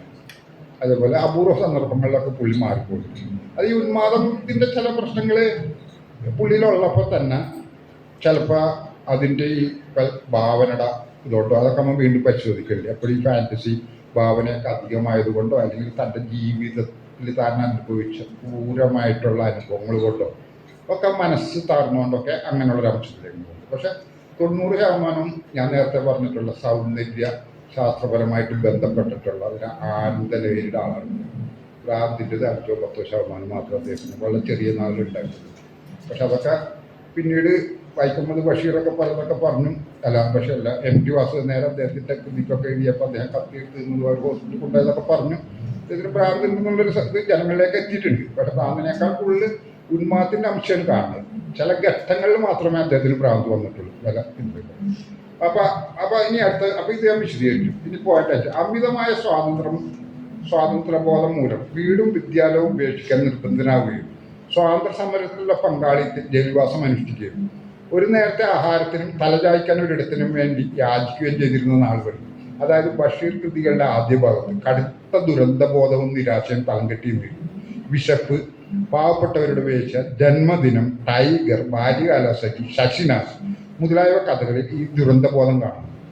എൻ്റെ ഉപ്പാക്കൊരു ആനയുണ്ടായിരുന്നു എന്ന നോവലിൽ കാണും പോലുള്ള പുരോഗമന ആശയങ്ങളും ഇന്ത്യൻ സ്വാതന്ത്ര്യത്തെ പറ്റിയുള്ള സ്വപ്നങ്ങളും വഴുതിപ്പോയതും അസ്യവേദന നിറഞ്ഞ ജീവിതാനുഭവങ്ങളും അദ്ദേഹത്തെ കുടഞ്ഞു മറിഞ്ഞ ചിന്തകളിലേക്കും ഉറക്കമില്ലാത്ത രാത്രികളിലേക്കും നയിച്ചിരിക്കാം. എല്ലാറ്റിനോടുമുള്ള വെറുപ്പും പ്രതീക്ഷയില്ലായ്മയും ചിത്രഭ്രമത്തിലേക്ക് നയിച്ചിരിക്കാം. അറ്റമില്ലാതെയുള്ള ഭാവനയുള്ള അദ്ദേഹത്തിന് ഫാൻറ്റസിയും യാഥാർത്ഥ്യവും കുഴഞ്ഞു മറിഞ്ഞു പോയിരിക്കാം. മദ്രാസിൽ ബഷീർ താമസിക്കുമ്പോൾ അന്ന് അവിടെ ഉണ്ടായിരുന്ന ആർട്ടിസ്റ്റ് MV ദേവൻ ഒരു അനുഭവം വിവരിച്ചിട്ടുണ്ട്. ഒരു ദിവസം ദേവനോട് ബഷീർ പറയുന്നു, ഇന്നലെ പാർവതിയമ്മ ഇവിടെ വന്നുപോയി. ഏത് പാർവതിയമ്മ എന്ന MV ദേവന്റെ ചോദ്യത്തിന് സ്വാഭാവിക രീതിയിൽ ബഷീറിന്റെ മറുപടി പരമേശ്വരന്റെ ധർമ്മപത്നി എന്നാണ്. വന്നപാടെ പാർവതിയമ്മ വെറ്റില മുറുക്കാൻ ചോദിച്ചു. എൻ്റെ കയ്യിൽ വീഡിയോ ഉള്ളൂ, ബഷീർ പറഞ്ഞു. അപ്പോൾ പാർവതിയമ്മ പറഞ്ഞു, തന്നെ എന്തിന് കൊള്ളാമ്പടോ. പോകാൻ നേരത്ത് ഒരു കാര്യം കൂടി പറഞ്ഞു, പരമേശ്വരൻ അതായത് ശിവൻ ഇവിടെ വരും, കുടിക്കാനാണ് വരുന്നത്, കൊടുക്കരുത്. ഒരു തമാശ പറയും പോലെയല്ല, തികഞ്ഞ ഗൗരവത്തിൽ സത്യമെന്ന പോലെയാണ് ബഷീർ പറഞ്ഞതെന്ന് എം വി ദേവൻ സാക്ഷീകരിക്കുന്നു. ഏകാന്തര അവധൂതൻ എം കെ സാനുവിൻ്റെ പുസ്തകത്തിലുള്ള ഒരു കൊട്ടേഷനാണ്. അപ്പോൾ ഒരു ഭ്രാന്തിൻ്റെയൊക്കെ അംശങ്ങൾ മാറിക്കഴിഞ്ഞു. കാരണം പാർവതി വന്നിരുന്നു പുള്ളിനെ കാണാനായിട്ട്, ശിവന്റെ അങ്ങനെയൊക്കെ ഉള്ള അവസ്ഥയ്ക്ക് പുള്ളിക്ക് യാഥാർത്ഥ്യവും ഫാൻറ്റസിയും തമ്മിലെ മാധ്യമം തിരിച്ചറിയാത്ത ചില നിമിഷങ്ങളും വന്നു. കൗമുദി പത്രാധിപരായ പി കെ ബാലകൃഷ്ണൻ ഇത്തരം ഒരു സംഭവം വിരിക്കുന്നുണ്ട്. എറണാകുളത്തെ ബ്രോഡ്വേയിലുള്ള ബാലകൃഷ്ണന്റെ മുറിയിൽ ബഷീർ ചെല്ലുന്നു. മുഖത്ത് ഭയം നിറഞ്ഞേൽക്കൂടെ. എന്താ കാര്യമെന്ന ബാലകൃഷ്ണന്റെ ചോദ്യത്തിന് ആക്രമണം ഉണ്ടായിരിക്കുമെന്നും അജ്ഞാത ശക്തികൾ തന്നെ ആക്രമിക്കാൻ വരുന്നു എന്നും ബഷീർ പറയുന്നു. ആ ആക്രമിക്കാൻ വരുന്നവരുടെ കൂട്ടത്തിൽ തന്റെ മിത്രമായ ഒരാളുണ്ട്. അയാളാണ് മുന്നറിയിപ്പ് നൽകുന്നത്. ഇങ്ങനെ പറഞ്ഞുകൊണ്ട് വിയർത്തുകൊണ്ട് ബഷീർ ഈസി ചെയറിൽ ഇങ്ങനെയുള്ള 2 സന്ദർഭങ്ങൾ, അതും ഈ എം കെ സാനുവിൻ്റെ ബുക്കിലുണ്ട്. അദൃശ്യശക്തികൾ ആക്രമിക്കാൻ വരുന്നു എന്ന പാരനോഡ് ഡെലൂഷൻ അദ്ദേഹത്തിന് പലതവണ സംഭവിച്ചതായി കാണാം. ബേപ്പൂർ താമസിക്കുമ്പോൾ അദൃശ്യശക്തികൾ ആക്രമിക്കാൻ വരുന്നു എന്ന് പറഞ്ഞ് കടാരയെടുത്ത് അക്രമസാക്തനായി നിന്നത്. ജനങ്ങൾ ഒത്തുകൂടി കീഴ്പ്പെടുത്താൻ ശ്രമിക്കുക എം ടി വാസു എന്നായാലും കഥാകാരനായ പട്ടത്തുവിള കരുണാകരനും കൂടി അനുനയത്തിൽ മെന്റൽ ഹോസ്പിറ്റലിൽ കൊണ്ടുപോയതും എം ടി വാസുദേവൻ നായർ ബഷീർ സമാഹൃത കൃതികൾ 1-ാം വാള്യത്തിൻ്റെ മുഖവരയിൽ വിവരിക്കുന്നുണ്ട്. കാറിൽ മെന്റൽ ഹോസ്പിറ്റലിലേക്ക് പോകെ ബഷീർ പിടിച്ചിരുന്ന കത്തി തൻ്റെ ശരീരത്തിൽ ഉറിഞ്ഞതും പ്രാണഭയത്താൽ 6 മണിക്കൂർ കാറിൽ സഞ്ചരിച്ചതും തുടർന്ന് എം ടി വിവരിക്കുന്നു. ബഷീർ എപ്പോഴും ഒരു കത്തി കൊണ്ടു നടന്നതായി പലരും പറഞ്ഞിട്ടുണ്ട്. കത്തി ബഷീർ കൃതികളിൽ യഥേഷ്ടം പ്രതിഷ്ഠപ്പെടുന്ന ഒന്നാണ്. ഒരുപാട് കഥകളിൽ ഇതേപോലുള്ള കത്തി വരുന്നുണ്ട്. ഇനി അടുത്ത സൂഫിസോ ഉന്മാദം ബഷീർ ഭ്രാന്തല്ല, എങ്ങനെയാണ് ബഷീറിൽ ഉന്മാദം എന്നുള്ളൊരു വിഷയം പോയിന്റാണ്. ഈ ഒരു ഇതിങ്ങനെ ദീർഘമായിട്ട് വരുമ്പോൾ എനിക്കും തൊണ്ട ഇതാവുണ്ട്. ഞാനൊന്ന് തിരിയാനും ബ്രേക്ക് എടുക്കോട്ടെ. ഇതിന്റെ അതാണ് ആവശ്യം, നേരത്തെ പറഞ്ഞിട്ടാണ്. അപ്പൊ ബഷീർ കൃതികൾ ഉന്മാദവും ബഷീറിന്റെ കൃതികൾ എന്നുള്ള ഘട്ടത്തിന് മുമ്പ് 2 മിനിറ്റ്. കാരണം ഇപ്പൊ ഈ സാധനം ഇപ്പൊ 2 ഘട്ടമുണ്ട്. കൃതികളിലേക്ക് പിന്നെ വരും. ചെറുകഥകളും നോവലുകളിൽ എങ്ങനെയാണ് ഉന്മാദം പ്രവർത്തിക്കുന്നത്, ബഷീറിന്റെ വ്യക്തിത്വം പറയും. അപ്പൊ സൂഫിസവും ഉന്മാദവും. സൂഫിസം ഒരു ആന്തരിക അവസ്ഥയാണ്. ആത്മീയയാത്രയിലെ പടവുകളും അനുഭൂതികളും മറ്റൊരാളോട് സംവേദനം ചെയ്യാൻ സൂഫിക്ക് കഴിയണമെന്നില്ല. അത് പഠിച്ചു മനസ്സിലാക്കേണ്ട ഒന്നല്ല. തികച്ചും രഹസ്യാത്മകമായ ആത്മീയ ലോകമാണ് സൂഫിയുടെ. ലോകത്തോടുള്ള മനോഭാവമാണത്. സുഖദുഃഖങ്ങളെയും പാപപുണ്യങ്ങളെയും ഒരേപോലെ നിർമ്മമത്തോടെ നോക്കിക്കാണാൻ സൂഫികൾക്ക് കഴിയും.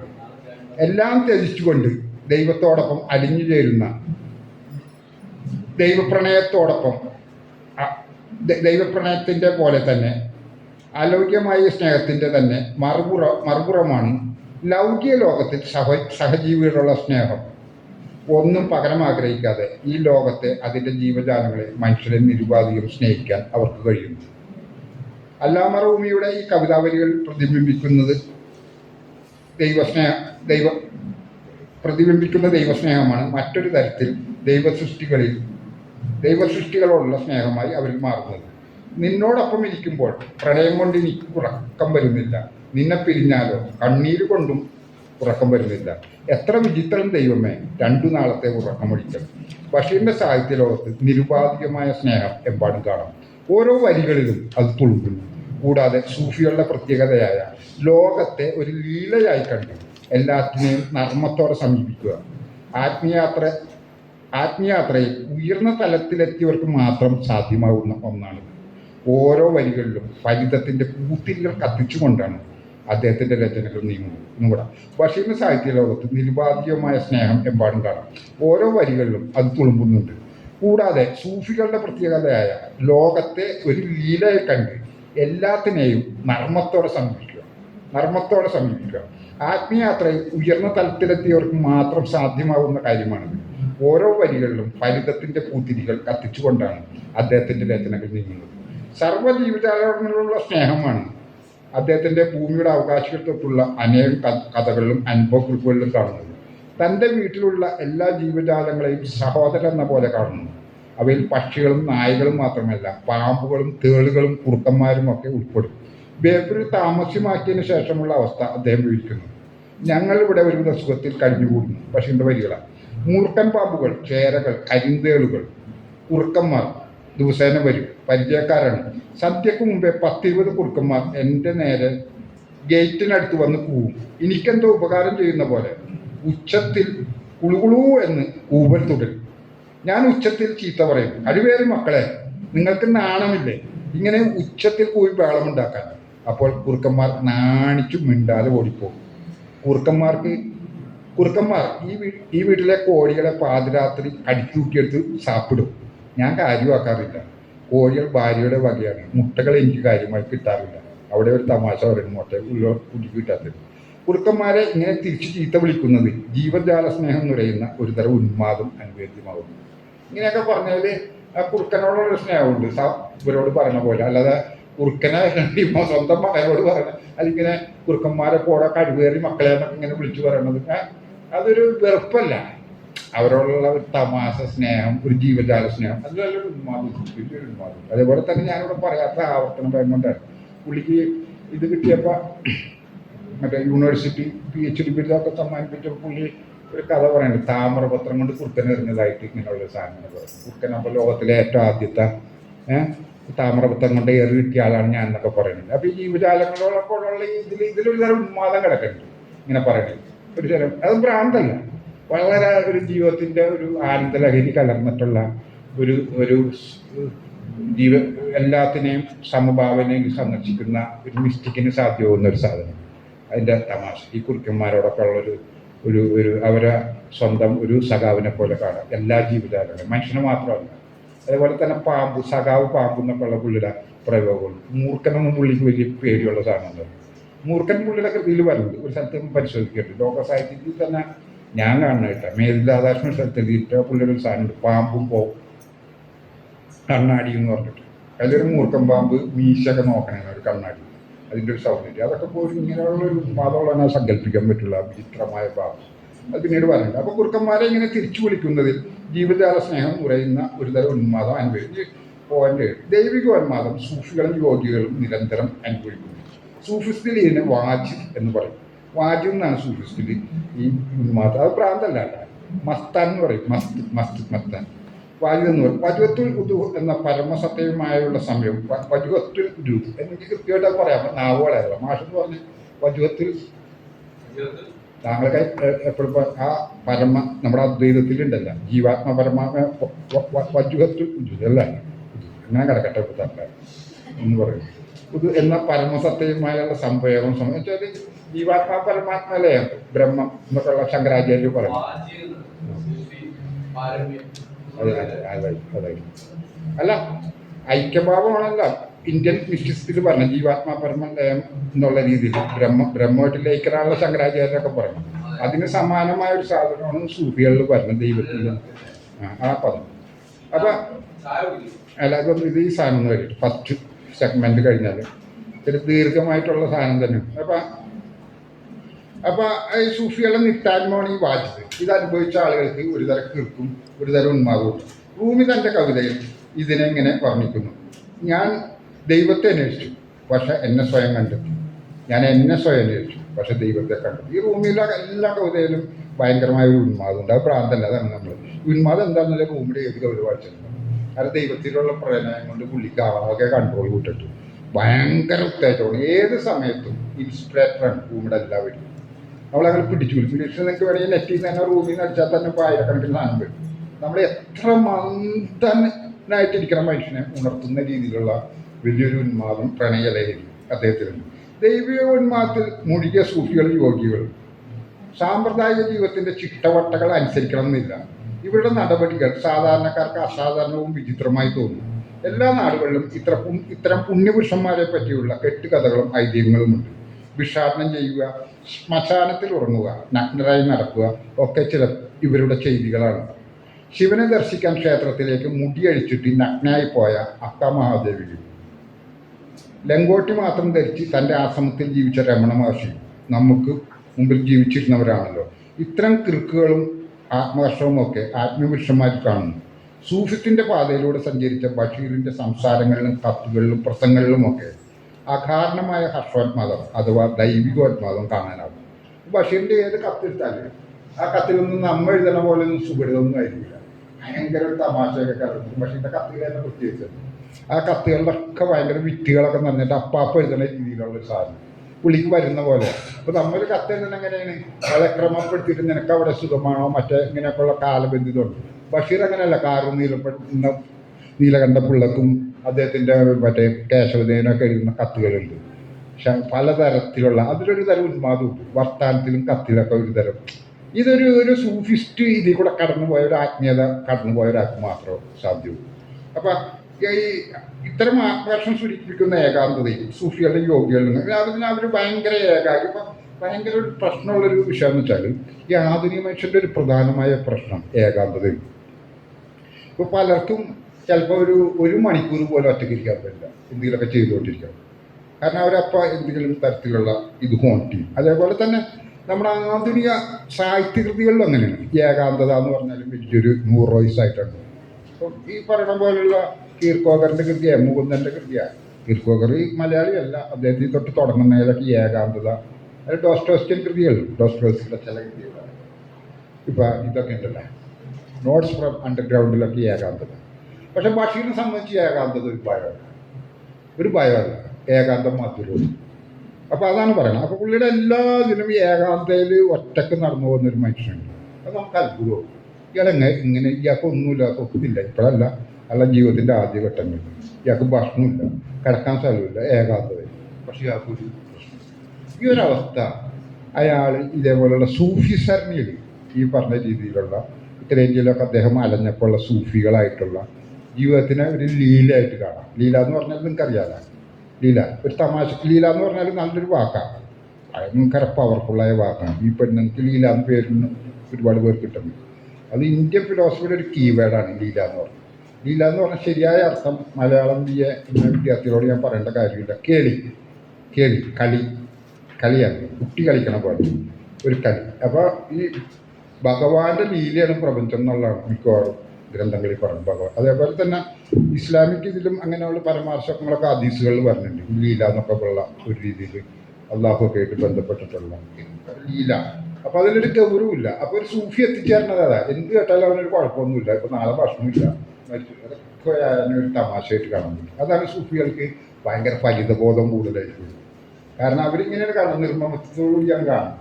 എന്നാൽ ഇന്നുകൊണ്ട് പോലീസ് പിടിക്കും സാധാരണക്കാരല്ല, അല്ലെങ്കിൽ തന്നെ വേറൊരാൾ അല്ലെങ്കിൽ നാളെ ജപ്തി, ഇതൊക്കെ സാധാരണക്കാരുടെ അവരയാളിതിനെയൊക്കെ തമാശയായിട്ട് കാണും. അപ്പോൾ അത് ഒരു ലീലായിട്ട് തന്നീന്നാക്കുന്നത് ഒരു സാക്ഷിത്വത്തോടുകൂടി കാണും. നമുക്കൊക്കെ സാധ്യമില്ല, നമ്മളൊക്കെ സാധാരണ മനുഷ്യർ, നമ്മളൊക്കെ ചെറിയ പ്രശ്നങ്ങൾ വരുമ്പോൾ നമ്മളൊക്കെ ചതിരിക്കും. പക്ഷെ അവരതിനെ ഈ ദൈവത്തിൻ്റെ ലീലയായിട്ട് കാണുന്ന ഈ പറയുന്ന പോലെ തന്നെ ജീവിതത്തെ അവരൊരു ലീലയായിട്ട് കാണും, തമാശയായിട്ട്. അപ്പോൾ അതുകൊണ്ട് അവർ ഭയങ്കര നർമ്മമായിട്ട്, ഭയങ്കരമായ ഫലിതബോധം, ഉയർന്ന മാനസികാവസ്ഥ. എല്ലാ സൂഫികളും നർമ്മബോധത്തിൻ്റെ ഇതുണ്ട്. ഈ ബഷീറുള്ള ഈ നർമ്മമാണ് ബഷീറിൻ്റെ. എന്നോടിപ്പോൾ എൻ്റെ ഒരു സുഹൃത്ത് പറഞ്ഞു, അവൻ്റെയൊക്കെ അച്ഛനൊക്കെ ഒരു 70കളിലൊക്കെ കൃതികളൊക്കെ അന്നേ വേറെ സാഹിത്യകാരന്മാരില്ല അവരുടെ വീട്ടിലെത്തിയിട്ടുണ്ട്. അപ്പോൾ അവർ നർമ്മകഥ എഴുതുന്ന ഒരാൾ, നർമ്മകഥകളായിട്ടാണ് ബഷീറിനെ കണ്ടിരുന്നത്. ചില ആളുകളെ പണ്ട് പി കുഞ്ഞിരാമൻ നായർ ഭക്തകവി എന്ന് പറഞ്ഞില്ല. കുഞ്ഞിരാമൻ നായർ ഒരിക്കലും ഭക്തകവിയൊന്നുമല്ല, നല്ലൊരു റൊമാൻറ്റിക്കായ ഒരു ആധുനിക പൂർവ്വ കവിയാണ്. അതേപോലെ ബഷീറിൻ്റെ ഇതൊക്കെ വന്നത് നർമ്മകഥ എന്നുള്ള രീതിയാണ്. അപ്പോൾ അത്ര നർമ്മത്തിൻ്റെ അവർക്കറിയില്ല ബഷീർ ഇങ്ങനെയുള്ളൊരു റൈറ്ററാണ്. പക്ഷേ നർമ്മം, അതിലൊക്കെ ഈ നർമ്മം ഉണ്ടല്ലോ, അതുകൊണ്ട് ആളുകൾ വായിച്ചിരുന്നു. അപ്പോൾ ഈ നർമ്മം ഒരു സൂഫിസത്തിൻ്റെ ഒരു എലമെൻ്റാണ്. അതാണ് നമ്മൾ പറയുന്നത്. അപ്പോൾ ആകർഷണം സൃഷ്ടിക്കുന്ന ഏകാന്തത സൂഫികളുടെ യോഗികളിലും കാണാനാകും. അവർ തങ്ങളുടെ ആത്മാവിൽ പ്രപഞ്ചത്തെ മുഴുവൻ പ്രതിബിംബിക്കുകയും പ്രപഞ്ചത്തിൽ തങ്ങളുടെ ആത്മാവിനെ പ്രതിബിംബിക്കുകയും ചെയ്യുന്നു. പ്രപഞ്ചത്തിൽ മുഴുവൻ ദൈവസാന്നിധ്യം അനുഭവിക്കുകയും ചെയ്യുന്നു. അത് ലോകത്തിൽ നിന്നുള്ള പിൻവലിയലോ ഒറ്റപ്പെടലോ അല്ല, തന്നിലും മറ്റുള്ളവരിലും ദൈവിക ഭാവത്തെ കണ്ടെത്തലാണ്. ആധുനിക കൃതിയിൽ കാണപ്പെടുന്ന പോലുള്ള നിരാശ കലർന്ന ഏകാന്തത പക്ഷേ കൃതിയിൽ കാണാനായില്ല. ടി വാസുദേവന്റെ കൃതികളിലൊക്കെ ഉള്ളൊരു തരം ഏകാന്തതയില്ല, എനിക്കറിയാം. ഒറ്റക്ക് കിട്ടുന്ന ഒരു തരം ഇതായിട്ടുള്ള മഞ്ഞിലൊക്കെ ഉള്ളൊരു ഏകാന്തത, അങ്ങനത്തെ ഏകാന്തത അല്ല. പക്ഷേ ഏത് ദുരിതാവസ്ഥയിലും അത് ദോഷൈക ദർശനം കൈകൊള്ളുന്നില്ല. അതാണ് അതിൻ്റെ ഏറ്റവും പോസിറ്റീവായിട്ട് പ്രശ്നം. നമ്മുടെ ഫേസ്ബുക്ക് അടക്കം നമ്മുടെ കാലഘട്ടത്തിൻ്റെ കൃതികളിൽ അടക്കമുള്ളൊരു പ്രശ്നം ഈ സിനിസിസം. മലയാളിക്ക് പ്രത്യേകിച്ച് ഒരു സിനിസിസം ഉണ്ട്. മറ്റുള്ളവർ നന്മ കണ്ടെത്തണമെങ്കിൽ ഏത് പത്രവും, ഞാൻ പത്രഫീൽഡിൽ കുറച്ച് കണ്ടുണ്ട്, എല്ലാ അപ്പം എന്നോട് പറഞ്ഞു, ഞാൻ സന്തോഷമുള്ള വാർത്തയൊക്കെ നമുക്ക് എടുത്ത് കൊടുത്തിട്ടുണ്ടെങ്കിൽ വന്നപ്പോൾ പത്രത്തിലുള്ള ലോകത്തിലൊരാൾ പറഞ്ഞു, അങ്ങനെ സന്തോഷമാണെങ്കിൽ ആളുകൾ നോക്കില്ല, എല്ലാവരെയൊക്കെ കഴുത്തിയരിച്ച് കൊന്നത് 50 പേരൊക്കെ ജനം നോക്കും. അങ്ങനെ നമ്മുടെ കൾച്ചറിൻ്റെ ഒരു പ്രധാന ഭാഗമാണ് ഈ ദോഷയുക്ത സംഘം. ഇയാൾ തന്നെ പറയുന്നത് ദോഷ തന്നെ ഒരു ഈ വേദന മറ്റതും കച്ചവടം ചെയ്യാൻ പറ്റിയ ഏറ്റവും നല്ല സാധനം ദുഃഖം. ഇതിങ്ങനെ കച്ചവടം ചെയ്ത ആളുകൾക്ക് ഭയങ്കര ദുഃഖത്തിനോട് ഉപാസനയുടെ ആളുകൾ ദുഃഖിതരായിരിക്കുക, ദുഃഖത്തിൽ സന്തോഷങ്ങൾ. എനിക്കറിയില്ല, എൻ്റെ ജീവിതത്തിൽ അങ്ങനെ ഒന്നും ഉണ്ടായിട്ടില്ല. അപ്പോൾ ഞാൻ പറയണത് ഇത്തരം ഒരു സാധനം ബഷീറില്ല. ഈ ഏകാഗ്രത ഈ ഇതേപോലുള്ള ആധുനിക കൃതിയിൽ കാണുന്ന പോലുള്ള സിൻസിസുണ്ട്. അത് വളരെ പോസിറ്റീവായിട്ട് മുറുക്കി പറയും. അതിന് പകരം തൻ്റെ ദുഃഖങ്ങൾ, അതാണ് ഞാൻ വിശദീകരിക്കുന്നത്, തൻ്റെ ദുഃഖങ്ങൾക്കും പോരമായി കാരണം മറ്റുള്ളവരാണ് കൈകൊടുക്കുന്നത്. ഒരു കൃതിയിലുമില്ല മറ്റുള്ളവരാണ് ശത്രുത എന്ന് പറഞ്ഞൊരു സാധനമില്ല. ആധുനിക ലോകത്ത് കാണുന്ന ഈ പൊതുപ്രവണതയ്ക്ക് പകരം, ഈ നിഷേധാത്മകതയ്ക്ക് പകരം ആത്മീയമായ ആനന്ദത്തോടെ പുഞ്ചിരിയോടെ വ്യവഹാരിക ലോകത്തെ സാക്ഷിത്വത്തോടെ കാണാൻ, തമാശ പറയാൻ അദ്ദേഹത്തിന് കഴിയും. എല്ലാത്തിലും നന്മ കാണാനും എല്ലാത്തിലും ഒരു പോസിറ്റീവായിട്ടുള്ള ഒരു ജീവിതാസക്തമായിട്ടുള്ള ഒരു മുദ്രകൾ കാണാനും അങ്ങനെ സാക്ഷിത്വത്തോടെ കാണാനും അദ്ദേഹത്തിന് കഴിയുന്നു. മുഴുവൻ ലോകവും വ്യക്തിക്കുള്ളിലാണ്, വ്യക്തിയുടെ ഏകാന്തതയിലാണ് അല്ലാ റൂമി ഒരിടത്ത് പറയുന്നത്. അപ്പം ഞാൻ ഈ ബഷീറിൻ്റെ ഏകാന്തനെ പറ്റിയാണ്. അപ്പോൾ അല്ലാ റൂമി പറയണത് ഈ സൂഫിസ്റ്റിൽ ഈ പ്രപഞ്ചം മുഴുവൻ വ്യക്തിയുടെ ഉള്ളിലാണ്, നിങ്ങളുടെ ഉള്ളിലേക്ക് നോക്കാൻ റൂമി പറയുന്നത്, അത്താറൊക്കെ പറയുന്നത്. അതുകൊണ്ട് റൂമിയുടെ ഒരു വാചകമുണ്ട്: നരകത്തിലെ അഗാധമായ കർത്തങ്ങളും തീനാളങ്ങളും അവിടുത്തെ കൊടും ക്രൂരമായ പീഡനങ്ങളും അത്യുന്നതമായ പർദീസുകളും ഈ ഭൂമിയും അതിലുള്ളതെന്തും മലക്കുകളും ആത്മാക്കളും മനുഷ്യജീവികളും ഞാൻ തന്നെയാവുന്നു. ഈ സൂഫിയിലെ വലിയ വലിയ പ്രപഞ്ചങ്ങൾ മുഴുവൻ ഉൾക്കൊണ്ടു. എനിക്ക് പെട്ടെന്നൊരു ഇമേജ് തോന്നിയത് ശ്രീകൃഷ്ണന്റെ ഒരു ഇതിൽ ഈ സാധനം പറഞ്ഞിട്ടുണ്ട്. ബാല്യത്തിൽ കൃഷ്ണൻ മണ്ണ് തിന്നുമ്പോൾ യശോദര ഇങ്ങനെ തലത്തിൽ മണ്ണെടുത്ത് കഴിയുമ്പോൾ വായ കൊടുക്കും. 17 ലോകങ്ങൾ ആ വായ കാണുന്നതായിട്ട് അത് ഭയങ്കര ഡിമാൻഡാണ്. പോസ്റ്റ് മോഡേൺ അനിമേഷനൊക്കെ ഡെവലപ്പ് ചെയ്യണ കാലത്ത് ഹോളിവുഡിൽ പോലും സങ്കല്പിക്കാൻ പറ്റും ഇത്ര യോഗാണ്ടോ ഇതിൻ്റെ ഉള്ളിൽ ഈ ലോകങ്ങൾ. അതേപോലെ തന്നെ വിശ്വദർശനം എന്ന് പറഞ്ഞൊരു സാധനം അതിലുണ്ട് ഭൗതികതയിൽ കൃഷ്ണൻ്റെ വിശ്വ അവതാരം കാണിച്ചു. അതുപോലെ ഒരു സാധനമാണ് ഈ വ്യക്തിയുടെ ഉള്ളിൽ ഈ പ്രപഞ്ചത്തെ മുഴുവൻ കുടിയിരുത്താനുള്ള സാധനം. സൂഫികൾ പല അനുഷ്ഠാനങ്ങൾ അത് ബഷീറിലുണ്ട്. അതുകൊണ്ടാണ് പറയുന്നത് എല്ലാം തന്നിൽ സാക്ഷാത്കരിക്കുന്ന ഈ അവസ്ഥയെയാണ് കാടായി തീർന്ന ഒറ്റമരം എന്ന് ബഷീർ സമാകൃതികളുടെ ആദ്യത്തെ വാള്യത്തിൻ്റെ മുകളിൽ വിജയമാഷ് മറ്റൊരു രീതിയിൽ പറയുന്നു. കാരണം എല്ലാം തന്നിലൂടെ കണ്ടെത്തും. അതൊരു സബ്സ്റ്റൻസി അല്ല. ഈ അസ്തിത്വവാദ കൃതികളും ബുദ്ധൻ്റെ കൃതികളിലൊക്കെ വരുന്നുള്ള ഒരു ആത്മാനുരാഗമല്ല, എക്സ്റ്റൻഷ്യലിസ്റ്റില്ല ഒരു സാധനമല്ല. അതാണ്. അപ്പോൾ ആ വിജയമാഷ് സാധനം പൊട്ടിയതൊക്കെ ഞാൻ വിശദീകരിക്കും. വിജയമാഷ് പറയേണ്ടത് ഞാനാണ് കഥ, ഞാൻ എഴുതുന്നത് ഭാഷയും. ബഷീറിൻ്റെ കൃതികളിൽ താനലഞ്ഞ നാടുകളാണ് ലോകം. തൻ്റെ അനുഭവങ്ങളുടെ സാകല്യമാണ് തത്വചിന്ത. ബഷീർ ചരിത്രത്തെ തന്നെ കൊണ്ടളക്കുന്നു, കൃതികളെ കൊണ്ട് അടയാളപ്പെടുത്തുന്നു. ഉണർന്ന് ജീവിച്ച ഒരു കലാകാരൻ്റെ ആത്മകഥയാണ് ചരിത്രം. എന്തൊരു വാദം! ഉണർന്ന് ജീവിച്ച ഒരു കലാകാരൻ്റെ ആത്മകഥയാണ് ചരിത്രം. പിഴുതെറിയപ്പെട്ട മനുഷ്യർ ഒറ്റയ്ക്ക് കാലത്തിൻ്റെ താപനില അടയാളപ്പെടുത്തുകയും വിളിച്ചറിയുകയും ചെയ്യുന്നു. അപ്പോൾ ആ ഒരു ബഷീർ എഴുതുന്നതാണ് ഭാഷ, ബഷീർ എഴുതുന്നതെന്നൊക്കെ പറയുന്നത് ഈ സൂഫിസ്റ്റിൻ്റെ എലമെൻറ്റ്. സൂഫികൾ ഒറ്റ വ്യക്തിയിൽ എല്ലാം ഉൾക്കൊള്ളിക്കുന്ന, അവർക്ക് ഒറ്റയ്ക്ക് തന്നെ ലോകത്തെ നേരിടാനുള്ള നമുക്ക് ഫോളോ ചെയ്യാൻ പറ്റണ്ടല്ലോ അല്ലേ ഇത്? അപ്പം ഇല്ലേ? അപ്പം ആ ഒരു സാധനം ബഷീറിലുള്ളത് ആ ബഷീർ ഉണ്ടാക്കുന്നതാണ് ഭാഷ. ബഷീർ ഇതെഴുതുന്നതാണ് ഞാൻ. ഒക്കെ ബഷീറിൻ്റെ കഥ. ഇത് മുഴുവൻ ബഷീർ കൃതികളിൽ മുഴുവൻ പറഞ്ഞത് ബഷീറാണ്. പക്ഷെ അതൊരിക്കലും ഒരു സ്വാർത്ഥനിഷ്ഠമായിട്ടുള്ള ഒരു ഇതായിട്ട് മാറുന്നില്ല. ഏത് സ്വാർത്ഥനിഷ്ഠമായിട്ടുള്ള ഒരു വ്യക്തി കേന്ദ്രീകൃതമായിട്ട് മാറുന്നില്ല. പല ആധുനിക കൃതികളിലും ഇതിലൊക്കെ ഉള്ള പോലെ ഞാൻ പറയണമെന്നില്ല. പല ആൾക്കും ചെങ്ങമ്പുഴയിലൊക്കെ ഉണ്ട്. ചെങ്ങമ്പുഴയൊക്കെ ഇതിലൊക്കെ ഈ വ്യക്തി കേന്ദ്രീകൃതം. ഇപ്പോൾ ചെങ്ങമ്പുഴ ഇടാൻ പരിഗണിക്കില്ല. ഈ ഇതിൻ്റെ ഇയാൾ പരാജയപ്പെടാനുള്ളൊരു പ്രധാനപ്പെട്ട ഒരു വരിയുണ്ട്. ഈ ലോകനെ പരാജയപ്പെടുത്തിയിരുന്നു. അവിടെ ലോകത്തിൽ ആത്മാർത്ഥമായ ഒരു ദൈവം ഉണ്ടായതാണ് എൻ്റെ പരാജയം എന്നൊക്കെ പറഞ്ഞ് പുള്ളിയുടെ സെൽഫ് പുള്ളി ഭയങ്കര ആൾ ലോകോട് സഹായിക്കുക എന്നുള്ള ഇത് പക്ഷേ എനിക്ക് കാണില്ല. പക്ഷേ ഈ കപട ലോകം വന്നോട്ടെ, വളരെ സന്തോഷം. ഈ കപട ലോകം എനിക്ക് പ്രശ്നമൊന്നുമില്ല. അതിനെങ്ങനെ തമാശയ്ക്ക് ഒന്ന് ആലോചിച്ചു. ക്രിമിനൽസിനെയൊക്കെ അദ്ദേഹം ഉണ്ടാക്കിയത്. ക്രിമിനൽസ് ഈ പറഞ്ഞ ഈ മണ്ടമുത്തപ്പ എന്ന് പറയുന്ന ആളൊക്കെ ഭയങ്കര കള്ളം നോക്കും. അല്ല മറ്റേ പോക്കറ്റടിയാണ്. ഈ സൈനബ ഒരു കള്ളിയാണ്, കാമുകിയാണ് ഈ മുത്തൊക്കെ. പക്ഷെ സൈനബ ഈ വാഴ അവിടെ കൊണ്ടുവന്നിരുന്ന ചന്ത ഈ പുഴയെ കൊണ്ടുവന്ന വാഴ ചൂണ്ടനാരോണ്ട് കോർത്തിട്ട് പതുക്കെ സന്ധ്യക്ക് വലിച്ച് കക്കുന്ന ഒരാളാണ്. അങ്ങനെ കള്ളന്മാരും മറ്റതൊക്കെയാണ് പുള്ളിയുടെ ലോകം. ആർക്ക് ധൈര്യം കിട്ടും അങ്ങനെ ഒരു സാധനം? പക്ഷെ ഭയങ്കര അണ്ടർവേൾഡിൻ്റെ ഒരു ഭയങ്കര ലോകം തന്നെ. കൊലപാതകൾ, മതിലുള്ള സ്ത്രീ കൊല ചെയ്ത സ്ത്രീയാണ്, ജീവന്തിയോട് ഇവരെയൊക്കെ തന്നെ വിളിച്ചിരിക്കുക. അങ്ങനെ അതങ്ങനെ മനുഷ്യന് സാധ്യമില്ല. വെച്ചാൽ അവരിൽ അങ്ങനെ ഒരു പ്രശ്നം പുള്ളി കാണുന്നില്ല. അതാണ് സൂഫിസ്റ്റിൻ്റെ ഒരു പുള്ളി. അതിൽ പുണ്യപാപങ്ങൾ എന്ന് പറഞ്ഞൊരു കൺസെപ്റ്റ് ഇല്ല. എന്നാലും പാപം പുണ്യം നമ്മളെ സംബന്ധിച്ചാണ്. ഇത് രണ്ടും ദൈവത്തിൻ്റെ ഒരു ഇതായിട്ടുള്ളൊരു അവസ്ഥ പറഞ്ഞിട്ടുണ്ട്. അതുകൊണ്ടാണ് പുള്ളിയുടെ വീട്ടിൽ ഒരാൾ വന്നിട്ട് വരുമ്പോൾ അയാളൊരു മോഷ്ടാവാണ്, ഒരാളെ കൊന്നിട്ട് ജയിലിൽ നിന്ന് വന്നാന്ന് പറഞ്ഞ് അയാൾ വരുമ്പോൾ ഒരു കൊടുത്തിട്ട് സുഖമോഷണം പുള്ളി ആശംസിക്കണം. നല്ലൊരു മോഷണം നിനക്ക് വരട്ടെ എന്നിങ്ങനെ ഇത് ഈ ഒരു കൺസെപ്റ്റ് വ്യവഹാരിക ലോകത്തിൻ്റെ സദാത ഈ ഒരു കൺസെപ്റ്റ് എന്ന് പറഞ്ഞാൽ ഈ തിന്മന അനുകൂലിക്കണമല്ല കേട്ടോ. പക്ഷേ ഇതിൻ്റെ അത്രയും തന്നെ നന്മനക്ക് വേണ്ടി നിന്ന ഒരാളാണ്. അതല്ല, ലോകത്തൊരു ലീലായിട്ട് കാണാം സാക്ഷിത്വം. ശരിയായിട്ടുള്ള ആത്മീയതയുടെ ഒരു വലിയൊരു തലമാണ്. ആ തലത്തിലേക്ക് ബഷീർ എത്തിയിട്ടുണ്ട്. അപ്പോൾ അത് ഒരു ഏകാന്തതയും കൂടെ, ഒരു വ്യക്തിനിഷ്ഠവും കൂടെ. വ്യക്തിയാണ് അവിടെ പ്രധാനം. പക്ഷെ ആ വ്യക്തി ഒരിക്കലും സ്വാർത്ഥനിഷ്ഠനായ ആത്മകേന്ദ്രീകരണനായ ഒരു വ്യക്തിയല്ല. വിജയമാഷ് ഇപ്പം ഇങ്ങനെ പറഞ്ഞു ഞാനാണ് കഥ, ഞാൻ എഴുതുന്നതാണ് ഭാഷയും.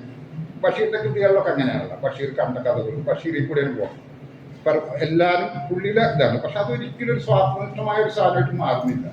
അത് ഇതാണ് കാരണം. അദ്ദേഹം ഈ സൂഫികൾക്ക് തങ്ങളുടെ ലോകത്തെ മുഴുവൻ തങ്ങളിലേക്ക് കേന്ദ്രീകരിക്കാൻ പറ്റും. അനന്തതയിൽ ഒറ്റക്ക് നിൽക്കുന്ന ഏകാഗിയുടെ ചിത്രം ബഷീർ കൃതികളെമ്പാടുമുണ്ട്. ഈ ഏകാഗ്യത ആത്മീയമായ പല ഘട്ടങ്ങളിലൂടെ പോയ ശേഷം നേടിയെടുക്കാൻ കഴിയുന്നതാണ്. ആർത്തിയും തിന്മയും കാമമോഹങ്ങളും കൈവടിഞ്ഞ് ദൈവഗുണങ്ങളായ സ്നേഹം, കരുണ എന്നിവ മനസ്സിൽ തിളങ്ങുമ്പോൾ സൂഫി പ്രാപഞ്ചികമായ കെട്ടുപാടുകളിൽ നിന്ന് മുക്തി നേടുകയും ദിവ്യഭാവത്തിലേക്ക് അടുക്കുകയും ചെയ്യുന്നു. പലതരം മിസ്റ്റിക് അനുഭവങ്ങളിലൂടെ അയാൾ പ്രപഞ്ചത്തിൻ്റെ സാരം ഉള്ളിലറിയുകയും ആത്മീയമായ പല പടവുകൾ പിന്നിട്ട് ആത്മീയതയുടെ ഉന്നത നിലയിലെത്തുകയും ചെയ്യുന്നു. ബഷീർ രചനകളിൽ പലയിടത്തും ഈ മിസ്റ്റിക് അനുഭവങ്ങളുടെ സാക്ഷ്യപ്പെടുത്തലുകളുണ്ട്. അതാണ്. അപ്പം ഇനി ഞാനത് വീണ്ടും വിശദീകരിക്കട്ടെ. അടുത്ത് മരുഭൂമിയിൽ വെച്ച് അനന്തതയുടെ സംഗീതം കേട്ട് താൻ അവിടെ നിന്നും ഭയവിഹുലനായി പോന്നിട്ടുണ്ടെന്ന് ബഷീർ രേഖപ്പെടുത്തിയിട്ടുണ്ട്. മരുഭൂമി കൂടെ നടക്കുമ്പോൾ അനന്തതയുടെ സംഗീതം കേട്ടിട്ടുണ്ട്. അവിടെ നിന്ന് ഓടി ഗ്രാമത്തേക്ക് പോയതുണ്ട്. മരുഭൂമിയിൽ പൂക്കൾ വിടുന്ന അനുഭവം ഉണ്ടായി എന്ന് മറ്റിടത്ത് പറയുന്നുണ്ട്. മിസ്റ്റിക്കുകളുടെ ബോധം അതീത തലത്തിലേക്ക് ഉണരുമ്പോൾ അവരിൽ ചില കഴിവുകൾ ഉണരും. ചിലർ ഇതിനെ അമാനുഷിക സിദ്ധി എന്ന് വിളിക്കാറുണ്ട്. ഉയർന്ന മാനസികാവസ്ഥയുടെ സ്വാഭാവിക ഉപോൽപ്പന്നങ്ങൾ മാത്രം. ഇത്ര ആത്മീയാലികൾക്ക് ചില പ്രപഞ്ചത്തിലെ നിയമങ്ങൾ, ചിലതരം കാര്യങ്ങളൊക്കെ ചെയ്യാൻ പറ്റും. നാരായണ ഗുരുവിനൊക്കെ പറ്റി പറയാം. സിംഹത്തിനെ അയാൾ ഭയങ്കര കൂട്ടുകാരനാക്കി, അങ്ങനെയൊക്കെയുള്ള വിവേകാനന്ദനെയൊക്കെ പറ്റിയുള്ള പല കാര്യങ്ങൾ നമ്മൾ പറയാറുണ്ട്. പക്ഷേ സ്വാഭാവികമായിട്ട് ഈ മിസ്റ്റിക്കുകൾക്ക് ചില തരത്തിലുള്ള അവർ ബോധം ഉണരുമ്പോൾ ചില കഴിവുകൾ പ്രത്യക്ഷമാകാറ്. ബഷീറിലും ചില കഴിവുകൾ അങ്ങനെ ഉണർന്നതായിട്ട് ചിലത് രേഖപ്പെടുത്തി. അവിടെ നമ്മുടെ ആദ്യത്തെ ഘട്ടം അവസാനിക്കുന്നു. ബഷീർ തന്നെ ചില സംഭവങ്ങൾ ഓർമ്മക്കുറിപ്പുകൾ പറയുന്നുണ്ട്. തൃശ്ശൂർ വടക്കുംനാഥ ക്ഷേത്രത്തിൻ്റെ നടയിൽ ചെങ്ങമ്പുഴക്കും മുണ്ടശ്ശേരിക്കുമൊപ്പം സംസാരിച്ചു കൊണ്ടിരിക്കെ എനിക്ക് ശക്തമായ ബുദ്ധിമുട്ടലും വേദനയും അനുഭവപ്പെട്ടു. എൻ്റെ പിതാവ് മരിച്ച വാർത്തയാണ് പിന്നെ അറിഞ്ഞത്. ഇതുപോലെ ബഷീറിൻ്റെ പെട്ടെന്നുള്ള ചില നിർദ്ദേശങ്ങൾ തങ്ങളെ പല അപകടത്തിൽ നിന്ന് രക്ഷപ്പെടുത്തിയിട്ടുണ്ടെന്ന് ഭാര്യ ഫാബി ബഷീറും സുഹൃത്തായിരുന്ന എം എം ബഷീറും രേഖപ്പെടുത്തിയിട്ടുണ്ട്. ഈ ആത്മീയപുരുഷന്മാർക്ക് ചിലപ്പോൾ ചിലത്തിലുള്ളൊരു സിദ്ധി ഉണ്ടാവും. ചിലപ്പോൾ ഈ ഫാബി ബഷീർ ഒക്കെ പറഞ്ഞിട്ടുണ്ട്, ഏതോ ഇതിൽ ബസ്സിൽ കയറി ചങ്ങാടത്തിലിരിപ്പോൾ അവിടെ നിന്ന് ഇറങ്ങാൻ വേണ്ടി ബഷീർ പറഞ്ഞു. പക്ഷെ പിന്നീട് ആ ബസ് പിന്നീട് മുങ്ങിപ്പോയത്, ആ ചങ്ങാടം മുങ്ങിപ്പോകുന്നതാണ്. അതേമാതിരി എം എം ബഷീറും പറഞ്ഞിട്ടുണ്ട്, ഒരു ദിവസം വീട്ടിലിരിക്കുമ്പോൾ അവിടെ നിന്ന് മാറിയിട്ട് തേങ്ങ വന്നിട്ട് നേരെ ബഷീർ. അപ്പം അതുകൂടാതെ തന്നെ ചില തരത്തിലുള്ള സിദ്ധിപരമായിട്ടുള്ള കാര്യങ്ങൾ ബഷീർ കൃതികളിലുണ്ട്. ബഷീറിനെ പറ്റി മറ്റുള്ളവർ പറഞ്ഞിട്ടുണ്ട്. അപ്പോൾ ബഷീറിന് തന്നെ ഒരു ESP ഉണ്ടായിരുന്നല്ല പാദം വയ്ക്കുമ്പോൾ. അപ്പോൾ ബഷീറിലെല്ലാം ഉണ്ട്. നേരത്തെ പറഞ്ഞ പോലെ കത്തിയെടുത്തിട്ട് വീശിയിരുന്ന ഭ്രാന്തനുണ്ട്. എന്നാൽ അത്ഭുതകരമായിട്ടുള്ള ഈ സിദ്ധികളുള്ള ഒരു അമാനുഷ മനുഷ്യനുണ്ട്, ഉന്മാദിയുണ്ട്. ഇതൊക്കെ കൂടി കലർന്ന ഒരു ഭയങ്കര വ്യക്തി. ഇനി നമ്മൾ ബഷീർ കൃതികളിലേക്ക് പ്രവേശിക്കുന്നു. അപ്പോൾ നിങ്ങൾക്കൊക്കെ അതൊരു വലിയ ടെസ്റ്റൊക്കെ ആയിരിക്കുള്ളൂ. ബഷീർ കൃതികൾ സിലബസിലൊക്കെ ഉണ്ടാകും. ബഷീർ കൃതികളിൽ എങ്ങനെയാണ് ഉന്മാദം വർക്ക് ചെയ്യണമെന്നുള്ളൊരു വിഷയം അതിനുള്ളിൽ അല്ല. പക്ഷേ ഒരു മിനിറ്റ് റെസ്റ്റ് എടുക്കാമെന്നാണ് അല്ലേ ഇത്. ഇവർക്ക് BA കുട്ടികൾക്കൊക്കെയുള്ള ഏറ്റവും റിസർച്ച് മനോഭാവമുള്ളൂ. സാധാരണക്കാരാണെങ്കിൽ പല നേരം ക്ഷമയോടുകൂടി ഒന്ന് കേൾക്കും.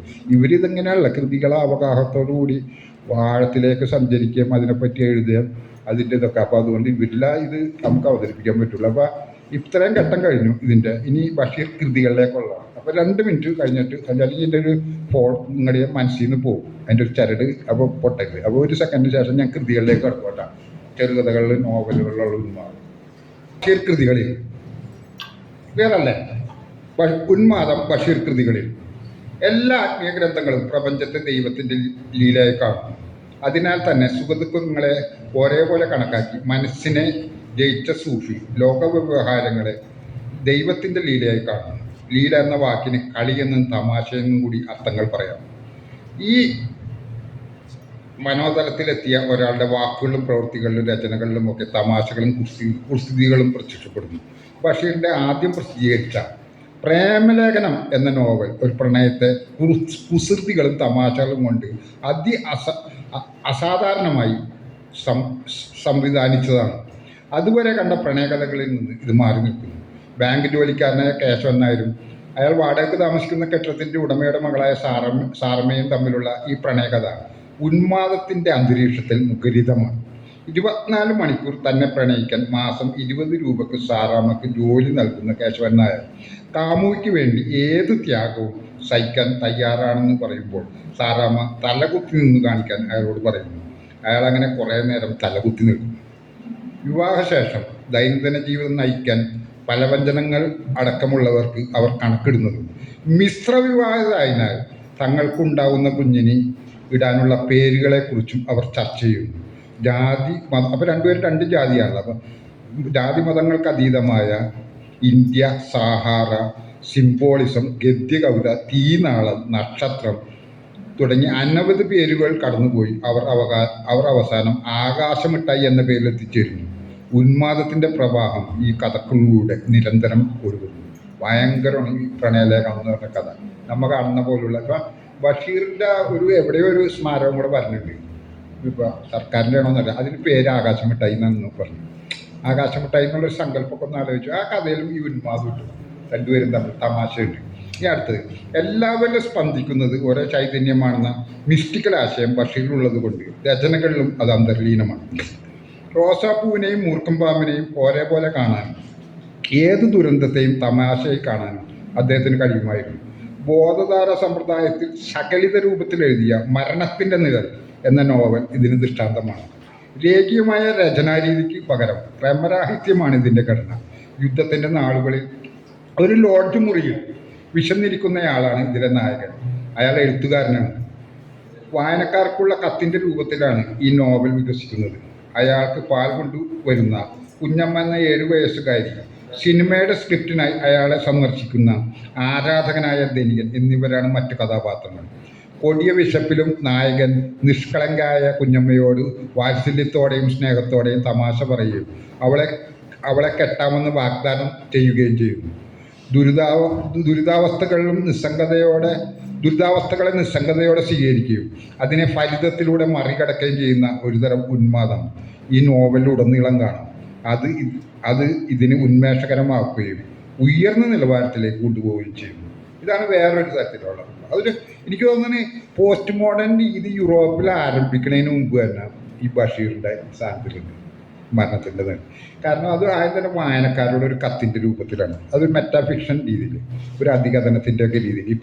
അപ്പോൾ അതിൽ പക്ഷെ സകലിതമായ രൂപത്തിലാണ്. ആദ്യം അവരോട് ചർച്ച ചെയ്യുന്ന ഈ ലോകത്തിൻ്റെ സ്ഥിതി എന്താണ്. കാരണം ഒരു യുദ്ധത്തിൻ്റെ ഒരു സമയമാണ്. അവിടെ ഒരു 7 വയസ്സായ പുള്ളിക്ക് ഒരു പാലും ഉണ്ടല്ലോ. ആ പാലാണ് പുള്ളിയുടേത്. അപ്പോഴാണ് യുദ്ധത്തിന് എന്തിനാണ് പുല്ല് എന്നൊക്കെ ചോദിക്കുന്നത്. യുദ്ധം വന്നാൽ പുല്ല് വേണം. അപ്പോൾ പുള്ളിക്ക് 57 വയസ്സ് 54 വയസ്സ്, പുള്ളിക്ക് 7 വയസ്സാണ്. അപ്പോൾ കല്യാണം കഴിക്കാം, ഞാൻ നിന്നെ കെട്ടാനപ്പോൾ തമാശ അങ്ങനെ പറയണമെങ്കിലുള്ള മനുഷ്യൻ്റെ ഒരു അവസ്ഥ ആലോചിച്ചു. അപ്പോൾ പിറ്റാണ് നട്ടു ഈ പാല് കുടിച്ചിട്ടാണ് പുള്ളി എണീറ്റ് വെക്കണം. എന്നിട്ട് അതിൻ്റെ ഒരു രീതി, അതിനൊരു ക്രമബദ്ധത ഇല്ല. ഇപ്പൊക്കെ വെസ്റ്റേണിലൊക്കെ നമ്മൾ പറഞ്ഞ രീതിയിലുള്ള ഈ ഡ്രാമയുടെയൊക്കെ ഒരു ആദ്യ രൂപം കാണാം. മനസ്സിൻ്റെ ശിഥിലമായ രൂപങ്ങൾ ഇങ്ങനെ ചെതറിച്ചിട്ട് ജീവിതത്തെപ്പറ്റി അങ്ങനത്തെ ഒരു രചനാ സമ്പ്രദായം ഒന്നും മലയാളത്തിൽ അന്ന് ചിന്തിക്കാൻ പറ്റില്ല. ഇന്ത്യൻ ഭാഷകളിൽ പോലും ചിന്തിക്കാൻ പറ്റില്ല. 50കളിലാണ് അല്ലേ ആ സൃഷ്ടികൾ എഴുതണം. പക്ഷെ ആ സൃഷ്ടിയിൽ ഉന്മാദമുണ്ട് ഇദ്ദേഹത്തെ സംബന്ധിച്ച്. ഭയങ്കര വിറ്റുകളും ഇതൊക്കെ ഉണ്ട്. വിറ്റുകളും മാത്രമല്ല, കൃതി മൊത്തം ഒരു ഉന്മാദം എന്ന് പറഞ്ഞാൽ ഭ്രാന്തല്ല ഞാൻ ഉദ്ദേശിക്കണം. നേരത്തെ പറഞ്ഞ ഉദ്ദീപിക്കപ്പെട്ട മനസ്സിൻ്റെ അവസ്ഥ, അല്ലെങ്കിൽ നമ്മൾ കാണുന്ന സമനിലയല്ലാത്ത ഒരവസ്ഥ, ഒരുതരം ആനന്ദമൂർച്ച. ഇതാണ് ഞാൻ ഉന്മാദം എന്നുള്ള രീതി. അതിനൊരു സൗന്ദര്യപരമായ തലമുണ്ട്, ഒരു ആത്മീയമായ തലമുണ്ട്. ഈ ഞാൻ പറയുന്ന എക്സ്റ്റസിയാണ്, മാഡ്നസ് അല്ല. അത് ആ കൃതിയിൽ മൊത്തമുണ്ട്. ഇത്രയും കൃതികളിലൊക്കെ മൊത്തം ഈ എക്സ്റ്റസിയുടെ രൂപമുണ്ട്. അപ്പോൾ മറ്റൊരു ഉത്തമ രചനയായ, അതാണ് ഞാൻ നേരത്തെ പറഞ്ഞത്, പാമ്പ് കണ്ണാടി പോകണം. പാമ്പും കണ്ണാടിയും എന്ന കഥയിൽ ഉന്മാദം ഇതുവരെ കാണാത്ത ഭീകര സൗന്ദര്യത്തിൻ്റെ രൂപത്തിൽ പ്രത്യക്ഷപ്പെടുന്നു. ഒരു ഹോമിയോ ഡോക്ടർ ഒരു ദിവസം രാത്രി തനിക്ക് സംഭവിച്ച അത്യാഹത്തെക്കുറിച്ച് ബഷീറിനോട് പറയുന്ന രീതിയിലാണ് കഥയുടെ അവതരണം ചെയ്യുന്നത്. വൈകുന്നേരം നടത്തം കഴിഞ്ഞ് തൻ്റെ മുറിയിലേക്ക് കയറിയ ഡോക്ടറുടെ ശരീരത്തിലേക്ക് മുകളിൽ നിന്നൊരു മൂർക്കം പാമ്പ് വന്ന് വീഴുകയും പെട്ടെന്ന് അയാളെ വരിഞ്ഞു മുറുക്കുകയും ചെയ്യുന്നു. അതിൻ്റെ പത്തി ഡോക്ടറുടെ മുഖത്തിന് അഭിമുഖമായി അതങ്ങനെ നിൽക്കുകയാണ്. ഡോക്ടർ മരണം ഉറപ്പിച്ചു. പെട്ടെന്ന് തൊട്ടടുത്തുള്ള കണ്ണാടി കണ്ട് തൻ്റെ മീശ പോലുള്ള വരയുടെയും പത്തിയുടെയും സൗന്ദര്യം ആസ്വദിക്കാൻ അത് ഡോക്ടറെ വിട്ട് ഇഴയുകയും കണ്ണാടിയിൽ തൻ്റെ സൗന്ദര്യം ആസ്വദിക്കുകയും ചെയ്യുന്നു. പിന്നീട് അത് മതിയാക്കി മറ്റൊരിടത്തേക്ക് ഇഴഞ്ഞു പോകും. ഇത്തരം അസാധാരണ ആവിഷ്കാരങ്ങൾ നടത്താൻ ബഷീറിനെ പോലെ ഉന്മാദത്തിൻ്റെ വിചിത്ര ഭാവനകളുള്ള ഒരാൾക്ക് മാത്രമേ കാണൂ. അതിലൊരു ഭീകരതയില്ല. പക്ഷെ ആ ഭീകരതല്ലേ മുൾക്കമ്പാമ്പ്, ആ കണ്ണാടി നോക്കും ഭയങ്കര അതിൽ ഒരു ഭീകരമായി ഭീതിപ്പെടുത്തുന്നതിനെ ഒരു ഭയങ്കര സൗന്ദര്യതലമായിട്ട് പരാവർത്തനം ചെയ്യണം ആ ഭാവന. ഇവിടെയൊക്കെ ഈ ഉന്മാദത്തിൻ്റെ ഒരു ഇതുള്ളവർ മാത്രം അത്തരം ഭാവനകൾ കിട്ടുള്ളൂ. ഇനിയിപ്പോൾ നിങ്ങൾ ഇനി എന്നോട് ഇതിന് ശേഷമുള്ള ഒരു ചർച്ചയിൽ എന്നെ കൗണ്ടർ ചെയ്യണം കേട്ടോ, എന്നാലും എനിക്ക് എന്തെങ്കിലും ഒരു സന്തോഷമുള്ളൂ. വൈരൂപത്തെയും സൗന്ദര്യത്തെയും ഒരുമിച്ച് നിൽക്കുന്ന അസാധാരണ പാഠവും ബഷീർ കഥകളിലുണ്ട്. അത് വിശുദ്ധിയെയും വൈകൃതത്തെയും ഒരേ ബിന്ദുവിൽ യോജിപ്പിക്കുന്നു. വളയിട്ട കൈകൾ എന്ന കഥ ഒരു ഭയങ്കര രസമുള്ള സാധനം. വളയിട്ട കൈകൾ എന്ന കഥ ഒരു ഹാസ്യ സാഹിത്യകാരൻ്റെ സുന്ദരിയായ ഭാര്യയെക്കുറിച്ചാണ്. ഈ വളയിട്ട കൈകൾ എന്ന് പറഞ്ഞാൽ ഒരു പോക്കറ്റ് അടിക്കണ പെണ്ണിനെ കുറിച്ചാണ്.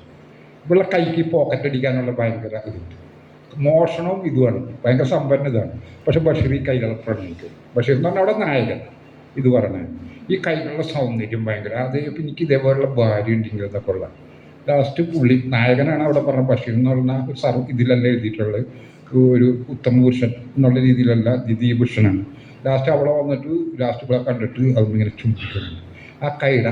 അപ്പം ഒരു തിന്മൻ്റെ വൈരൂപ്യത്തിന് ഒരു ഭയങ്കര രീതിയുടെ ഒരു ഭാവന. അത് ഇനിയും പുതിയ സ്റ്റഡീസ് പറഞ്ഞൊരു സാധനം. ഞാൻ പറഞ്ഞ ബഷീറിൻ്റെ പല കഥകളും ആളുകൾ പഠിച്ചിട്ടില്ല. ഞാൻ തന്നെ ഞെട്ടിപ്പോയ ചില കഥകൾ. അങ്ങനത്തെ ഒരു കഥയാണ് ഈ പോക്കറ്റ് അടിക്കുന്ന വരുന്നത്. അതെങ്ങനെയാണെന്ന് വെച്ചാൽ അതിൻ്റെ കഥ പറയുന്നത്, വളയിട്ട കൈകൾ എന്ന കഥ ഒരു ഹാസ്യ സാഹിത്യത്തിൻ്റെ സുന്ദരിയായ ഭാര്യയെക്കുറിച്ചാണ്. വിദഗ്ധമായി പോക്കറ്റ് അടിക്കാൻ കഴിയും വിധം നീണ്ട സുന്ദരമായ വിരലുകളാണ് അവർക്ക്. പോക്കറ്റ് അടിക്കാനും മറ്റുള്ളവരുടെ സാധനങ്ങൾ മോഷ്ടിക്കാനും അവർക്ക് പ്രത്യേക വിരുദുണ്ട്. സുഹൃത്തിൻ്റെ വീട്ടിൽ അതിയായി എത്തിയ കഥാനായകനെ ഹാസ്യ സാഹിത്യന് സമൃദ്ധമായ ഭക്ഷണം കൊടുത്തിട്ട് വിശ്രമിക്കാൻ പായയും തലയണയും കൊടുക്കുന്നു.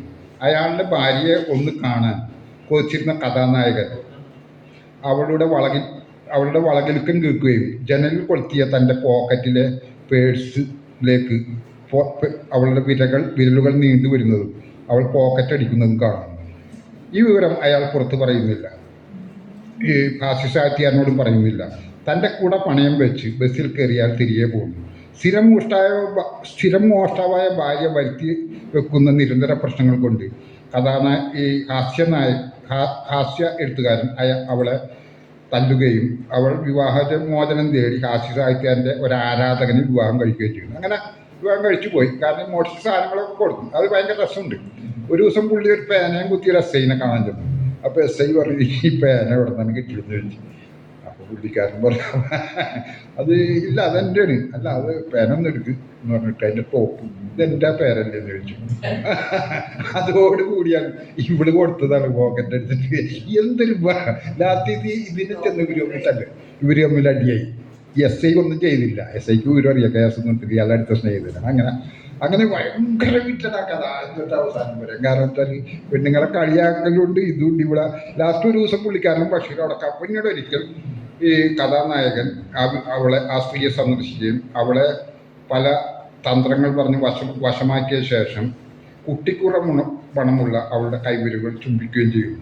പാപഭംഗിലമായ സുന്ദരമായ വിരലുകളിൽ മാന്ത്രിക സൗന്ദര്യത്വം കണ്ടെത്താൻ കഴിഞ്ഞ കഥാകാരൻ്റെ വിരുദ് പ്രത്യേകത തന്നെ. അതെങ്ങനെയാണ് ഇയാൾ പോകണമെന്ന് വെച്ചിട്ടുണ്ടെങ്കിൽ എനിക്ക് കൈനോട്ടറിയാന്നൊക്കെ പറഞ്ഞ് ചെല്ലുന്നു. ലാസ്റ്റ് ഇയാളപ്പോൾ കുറേ വർഷങ്ങൾ കൊണ്ട് ബഷീറാണ് അത് ജീനാമത്തിൽ ഉപയോഗിക്കും, മറന്നു കഴിഞ്ഞിരുന്നു. അപ്പോൾ ഈ സാഹിത്യകാരന്മാരായിരുന്നല്ലേ നിങ്ങളുടെ ഒരു ഭർത്താവ്, നിങ്ങളാണ് എഴുതി കൊടുത്തിരുന്നല്ലേ മിക്ക സാഹിത്യകാരന്മാർക്കും ഭാര്യമാർ എഴുതി. അതെങ്ങനെ മനസ്സിലായി? ഞാനൊക്കെ എഴുത്തൊന്നും അറിയില്ല. പിന്നെ ഇവിടെ ഇങ്ങനെ പൊക്കി പറയും ഈ കൈനോട്ടം കൊണ്ട്. അങ്ങനെ അപ്പോൾ ഇതൊക്കെ ആയിട്ട് പറഞ്ഞതിന് ശേഷം അങ്ങനെ ലാസ്റ്റ് കൈമൊന്ന് ചുംബിച്ചോട്ടെ, സുന്ദരമായ മനോഹരമായ. പിന്നെ ഈ ബാങ്ക് ഇയാൾ ഹാസ്യസാഹിത്യകാരനെ ഉപേക്ഷിച്ചിട്ട് അയാളുടെ ഒരു ആരാധന കൂടെയാണ് പോണത്. അത് ബാങ്കിൻ്റെ ഒരു ഇതാണ്. പറ്റിയ സ്ഥലമുള്ള ബാങ്കുകളിൽ കിട്ടിയിട്ടുള്ള കൊള്ളേ ബാങ്കിൽ തന്നെ അതിൻ്റെ ഓരോ വരികളും തമാശ സ്വയം പറ്റി. ഇങ്ങനത്തെ ഒരു മനോഹരമായ കഥ 50 എഴുതിയത്. വളയിട്ട കൈയാണ്.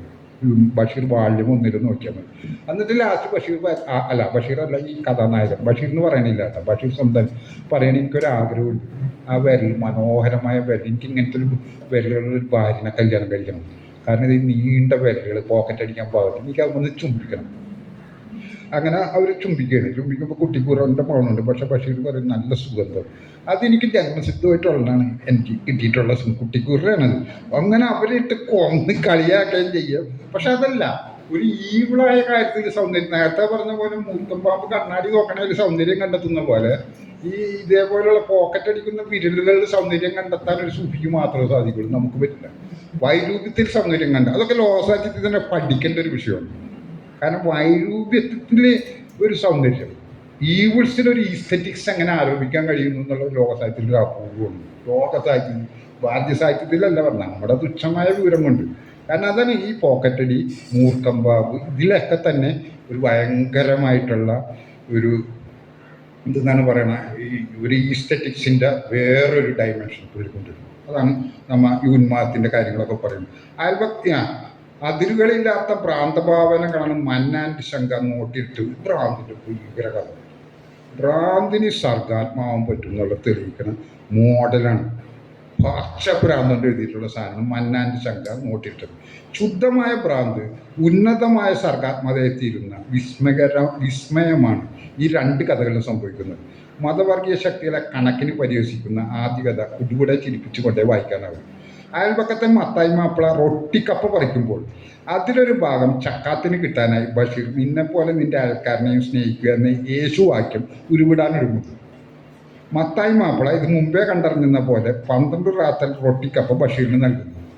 ബഷീർ അതിൽ നിന്ന് 6 റാത്തൽ തൊലി കളഞ്ഞ് നന്നായി നുറുക്കി പാചകം ചെയ്യാനൊരുങ്ങുമ്പോൾ അയൽപക്കത്തെ ശങ്കരൻ നായർ ഇത് നല്ല ജാതിയോ ആണോ എന്ന് ചോദിക്കുന്നു. ശങ്കരൻ നായരുടെ തോട്ടത്തിലെ പച്ചമുളക്, വഴുതനങ്ങ, വെണ്ട, വേപ്പില എന്നിവയിലെല്ലാം ബഷീറിനൊരു കണ്ണുണ്ട്. അയൽവാസി പട്ടിണി കിടക്കുമ്പോൾ തനിയെ ഉണ്ണുന്നവൻ നമ്മളിൽ പെട്ടവനല്ല എന്ന നബിവാക്യം ശങ്കരൻ നായർ ഉരുവിടുമെന്ന് പേടിച്ച് 6 റാത്തൽ കപ്പ ശങ്കരൻ നായർ കൊടുത്തു. ശങ്കരൻ നായർ ഇനിയാണ്ട ഭ്രാന്തിൻ്റെ ഇത് പറഞ്ഞത്. ശങ്കരൻ നായർ കൊണ്ടുവന്ന പച്ചമുളക് ഉപ്പ് വരച്ച ചാട്ടിണിയിൽ മുക്കി കട്ടൻ ചായയോടൊപ്പം റൊട്ടിക്കപ്പ തിന്നുകൊണ്ടിരിക്കുമ്പോഴാണ് 2 കത്തികളുമായി ഇബ്രാഹിം മൗലവി എന്ന കിറുക്കൻ ഇബ്രാഹിം കടന്നു വരുന്നു. താൻ ഇസ്ലാമിന് വേണ്ടി എന്തു ചെയ്തുവെന്നും ഒന്നും ചെയ്യാത്തതുകൊണ്ട് തന്നെ കൊല്ലുമെന്നും ബഷീറിനോട് പറയുന്നു. കൊല്ലാതിരിക്കാൻ മൗലവി ആവശ്യപ്പെടുന്നത് 2 ലേഖനങ്ങൾ വേഗം തയ്യാറാക്കാനാണ്. ഷേക്സ്പിയർ മുതൽ മുണ്ടശ്ശേരി വരെ ഇസ്ലാം മത വിശ്വാസികളായിരുന്നു എന്ന് സമർത്ഥിക്കുന്നതാണ് ആയിരിക്കണം ആദ്യ ലേഖനം. രണ്ടാമത്തതാവട്ടെ ഹിന്ദു മതത്തിലെ ഉയർന്ന ജാതിക്കാരുടെ ജാതിപ്പേരുകൾ നീക്കം ചെയ്ത് അവർക്ക് മന്നയും ശങ്കയും എന്ന 2 സർ നെയിമുകൾ മാത്രം നൽകിയാൽ മതി. ബാക്കി ഇസ്ലാം മതക്കാർ എടുത്തുപയോഗിക്കണം. ബഷീറിന് വൈക്കമ്മദ് ബഷീർ നമ്പൂരിപ്പാട് എന്ന പേര് സ്വീകരിക്കാം. ഇബ്രാഹിം മൗലവിക്ക് ഇബ്രാഹിം മരാർ എന്ന പേര്. തനി ഭ്രാന്ത സ്റ്റൈലിൽ നീങ്ങുന്ന ഈ കഥ മതവർഗീയത ശക്തമായ കാലത്തും 70 വർഷം കഴിഞ്ഞിട്ടും പുതിയ പാഠഭേദങ്ങൾ നേടും. ചിരിച്ചിരി മണ്ണു ഒന്നുമില്ലത്. അതിലിതുപോലെ കിറുക്കൻ ഇബ്രാഹിം എന്ന് പറഞ്ഞ ഒരാൾ വരും, അയാൾക്ക് 2 കത്തിയുണ്ട്. അപ്പോൾ ഒന്ന് പഴയത്, ഒന്ന് പുതിയത്. അപ്പോൾ ബഷീറിനോട് പറഞ്ഞ് പുതിയത് കൊണ്ട് തന്നെ കാച്ചാൻ പോകണം, താൻ ഇസ്ലാമിന് വേണ്ടിയിട്ട്. അപ്പോൾ ബഷീർ തന്നെ കാച്ചിക്കോ, വേറെ കുഴപ്പമൊന്നുമില്ല. അങ്ങനെ അയാൾക്ക് കുറച്ച് കപ്പയെ കൊടുത്തപ്പോൾ അയാൾ പറയുന്നു നമുക്കൊരു കാര്യം ചെയ്യാം. ഈ മന്നാൻ്റെ ശങ്ക എന്ന് പറഞ്ഞതിൽ ഒരു പ്രശ്നം, മന്നത്ത് പത്മനാഭൻ പിന്നെ ആർ ശങ്കർ, ഇതാണ് ഈ ഒരു കോഡാണ് അവൾ ഉപയോഗിച്ചത്. അപ്പോൾ ആ പദങ്ങളൊക്കെ നമുക്ക് ഇപ്പോൾ EMSനാണെങ്കിൽ ഈ നമ്പൂരിയുടെ പദം, മന്നത്ത് പത്മനാഭനല്ല, അത് ഇതായിരുന്നു.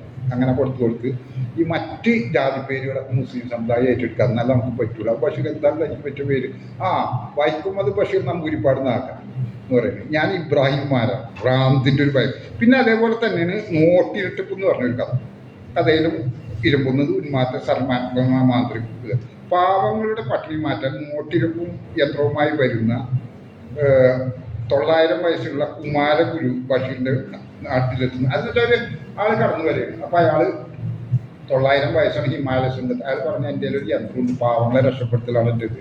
ഒരു നോട്ട് വെച്ചിട്ടുണ്ടെങ്കിൽ അത് ഇരട്ടി നോട്ടാണ്. അപ്പോൾ പാവങ്ങളെ നോട്ട് വെച്ച് അവരെ രക്ഷപ്പെടുത്താനാണ് പറഞ്ഞത്. അപ്പോൾ പക്ഷെ ആൾ പാവം ചെയ്താണെങ്കിൽ കത്തിക്കും.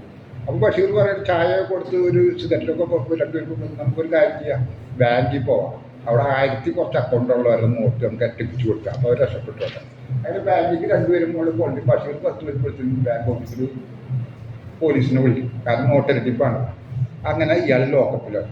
അപ്പോൾ ബഷീർ അവിടെ ചെല്ലുമ്പോൾ ഇയാളൊരു 1 രൂപത്തിൽ പറഞ്ഞു. അപ്പോൾ ബഷീർ ലാസ്റ്റ് അവസാനിപ്പിക്കണം, ഈ യന്ത്രം എനിക്ക് തന്നിട്ടുണ്ട്, ഞാൻ അയാളുടെ ശിഷ്യനാണ്, എല്ലാവരും പൈസ ഇവിടെ അയച്ചു തരാം, ഈ പൈസ അയച്ചു തന്നാൽ ഞാൻ ഇരട്ടിപ്പിച്ച് തരാം. അപ്പോൾ അത് ഇരട്ടിപ്പിക്കണേൽ നിങ്ങൾക്ക് പാപം ചെയ്തവരാണെങ്കിൽ ഇത് കത്തിപ്പോവും. അപ്പോൾ നിങ്ങൾ പാപം ചെയ്തവരാണോ എന്ന് അറിയാനുള്ളൊരു അവസരമായിട്ട് നിങ്ങൾക്ക് ഇത് ഉപയോഗിക്കാം. പിന്നെ പറയുന്നത് പാവപ്പെട്ട മുസ്ലിം സ്ത്രീകൾക്ക് പ്രധാനം അവർ കൂടുതലായിരിക്കും. അതിൻ്റെ വേണ്ടിയെ തന്നെ പുള്ളി പറഞ്ഞു ഇതിൽ വർഗീയത പറഞ്ഞിട്ടുണ്ട. അതാണ് ബഷീറിൻ്റെ രചനാ രീതിയെ. പാവപ്പെട്ട മുസ്ലിം സ്ത്രീ എന്ന് പറഞ്ഞാൽ ഞാനൊരു വർഗീയത പറഞ്ഞു. അങ്ങനെ ഒരു ഇതായിട്ട് ഈ നോട്ടറ്റിപ്പ് എന്ന് പറഞ്ഞാൽ ഭയങ്കരമായ ഭ്രാന്ത് ഉയർന്ന സർഗാത്മകമായി മാറുന്നതാണ്.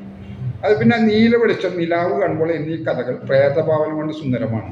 ആദ്യത്തെ കഥയിൽ വാടകയ്ക്ക് വീട് കിട്ടാതെ അലഞ്ഞ നായകന് ചുരുങ്ങിയ വാടകയ്ക്ക് ഒരു നല്ല വീട് കിട്ടുന്നു. പ്രണയനൈരാശ്യം കൊണ്ട് ആത്മഹത്യ ചെയ്ത ഭാർഗവതി എന്ന യുവതിയുടെ വീടാണിത്. നിങ്ങൾക്കറിയാലോ ആ സിനിമ ഭാർഗവി എന്നുള്ള എല്ലാ മലയാളിയുടെ മനസ്സിലുള്ള. ഭാർഗവിയോട് സംസാരിച്ചും സ്നേഹിച്ചും പിണങ്ങിയും കഥാനായകൻ അവിടെ താമസിക്കുന്നു. ഇല്ലാത്ത ഒരു പരതാത്മാവിനോട് ചങ്ങാത്തം കൂടാനും അവരെ ആത്മസഖിയാക്കാൻ ഉന്മാദിയായ ഒരു കലാകാരന് മാത്രമേ സാധിക്കുകയുള്ളൂ. പ്രത്യേക ഒരു മാനസികഭാവത്തിൽ ആത്മീയതയുള്ള ഒരാൾക്ക് മാത്രമേ അത് സാധിക്കുകയുള്ളൂ. നീല വെളിച്ചത്തിലെ നായിക പ്രേത കഥകളിൽ പ്രത്യക്ഷപ്പെടുന്ന ഭീകര സ്വത്വമല്ല, പകരം വെളിച്ചം പറ്റുന്ന സ്നേഹ സാന്നിധ്യമാണ്. നിലാവ് കാണുമ്പോൾ എന്ന കഥയിലും ഇത്തരം രംഗങ്ങൾ കാണും. ഒരു രഹസ്യ സമ്മേളനത്തിൽ പങ്കെടുത്ത ശേഷം കടപ്പുറത്തിരുന്ന നായകൻ സുന്ദരിയായ സ്ത്രീ നഗ്നയായി കുളിക്കുന്നത് കാണും. അടുത്ത് ചെല്ലുമ്പോൾ അത് കൂറ്റൻ കാളയായി മാറും. ഇനി നമ്മൾ എന്ത് ചെയ്യേണ്ട സാധനം? അപ്പോൾ നമ്മൾ ആദ്യം തന്നെ ബഷീറിൽ ഉന്മാദം, ഭ്രാന്ത്, ആത്മീയത, സിദ്ധി, അമാനുഷിദ്ധിയൊക്കെ പരിശോധിച്ചു. രണ്ടാമത്തിൽ ബഷീർ കൃതികൾ. ഇനി അടുത്ത 3 ഖണ്ഡികളോട് ഇത് അവസാനിക്കുന്നു. പലതരം വിഭ്രമങ്ങളിലൂടെയും ഫാൻറ്റസികളിലൂടെയുമാണ് ബഷീറിൻ്റെ മനസ്സ് സഞ്ചരിച്ചിരുന്നതെന്ന് അദ്ദേഹം തന്നെ സാക്ഷ്യപ്പെടുത്തിയിട്ടുണ്ട്. ആധുനിക അവബോധത്തിൻ്റെ ഭാഗമായി കരുതുന്ന ശാസ്ത്രീയത, യുക്തിചിന്ത മുതലായവയൊക്കെ ബഷീറിൻ്റെ കൃതികളിൽ അധികം കാണുന്നില്ല. പാരമ്പര്യത്തിൽ നിന്ന് സ്വീകരിച്ച കെട്ടുകഥകളുടെയും ഐതിഹ്യങ്ങളുടെയും ശൈലിയാണ് അദ്ദേഹം സ്വീകരിക്കുന്നത്. ക്രമരാഹിത്യവും യാദൃശ്ചികതയുമൊക്കെ അതിൻ്റെ മുഖമുദ്രകളാണ്. ആധുനികതയുടെ ചിഹ്നങ്ങളായ സാർവദേശീയതയ്ക്ക് പകരം പ്രാദേശികതയും രേഖീയമായ പുരോഗതിക്ക് പകരം ആത്മീയതയിൽ നിന്ന് പുറപ്പെടുന്ന കാരുണ്യവും കേന്ദ്രീകൃതമായ ദേശസങ്കല്പത്തിന് പകരം പാർശ്വങ്ങളിൽ നിന്നുള്ള അരികുവൽക്കപ്പെട്ടവരുടെ വൈവിധ്യവും അദ്ദേഹം തൻ്റെ രചനകളിൽ മുന്നോട്ട് വെച്ചു. ഉത്തരാധുനികത പിറവികൊള്ളും മുമ്പേ പിന്നീട് ഉത്തരാധുനികതയുടെ പരികൽപ്പനകൾ അവ ഉൾക്കൊണ്ടിരുന്നു.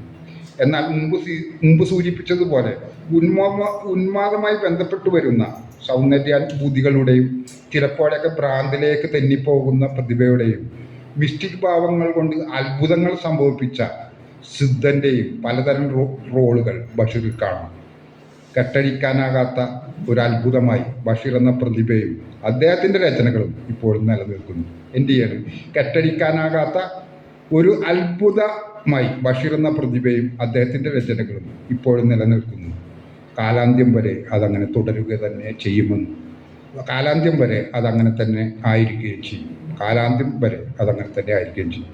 ഇനി നിങ്ങളിത് ആസ്വദിച്ചോ എന്നുള്ളത് നമ്മളൊരു ബാൻ ചെയ്തല്ലോ 1.5 മണിക്കൂർ AC മോഡിൽ.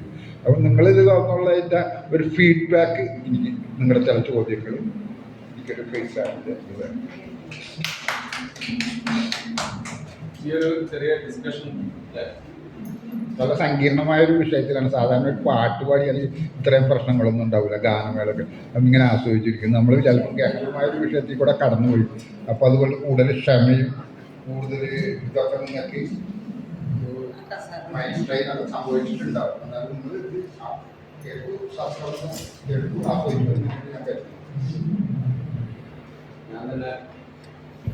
ഞാൻ തന്നെ തുടങ്ങാം എന്നെനിക്കൊരു തോന്നൽ. ഇത് ഞാൻ അവിടെ പോയി പറയാം. അല്ല മാഷ് ചോദിച്ചോ, ആ മൈക്കെന്ന് വരും.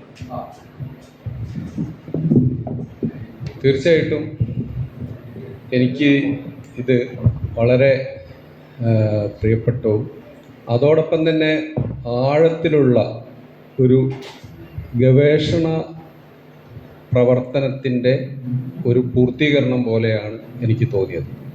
കാരണം നാസിമുദ്ദീൻ ക എനിക്ക് തോന്നുന്നത് ദിവസങ്ങളോളം ഇത്തരം ഒരു പ്രഭാഷണം നടത്താൻ വേണ്ടിയിട്ട് ഒരു മുൻകൂർ തയ്യാറെടുപ്പ് കാലത്ത് ആരും ചെയ്യാത്ത സംഗതികളാണ് ഇത്.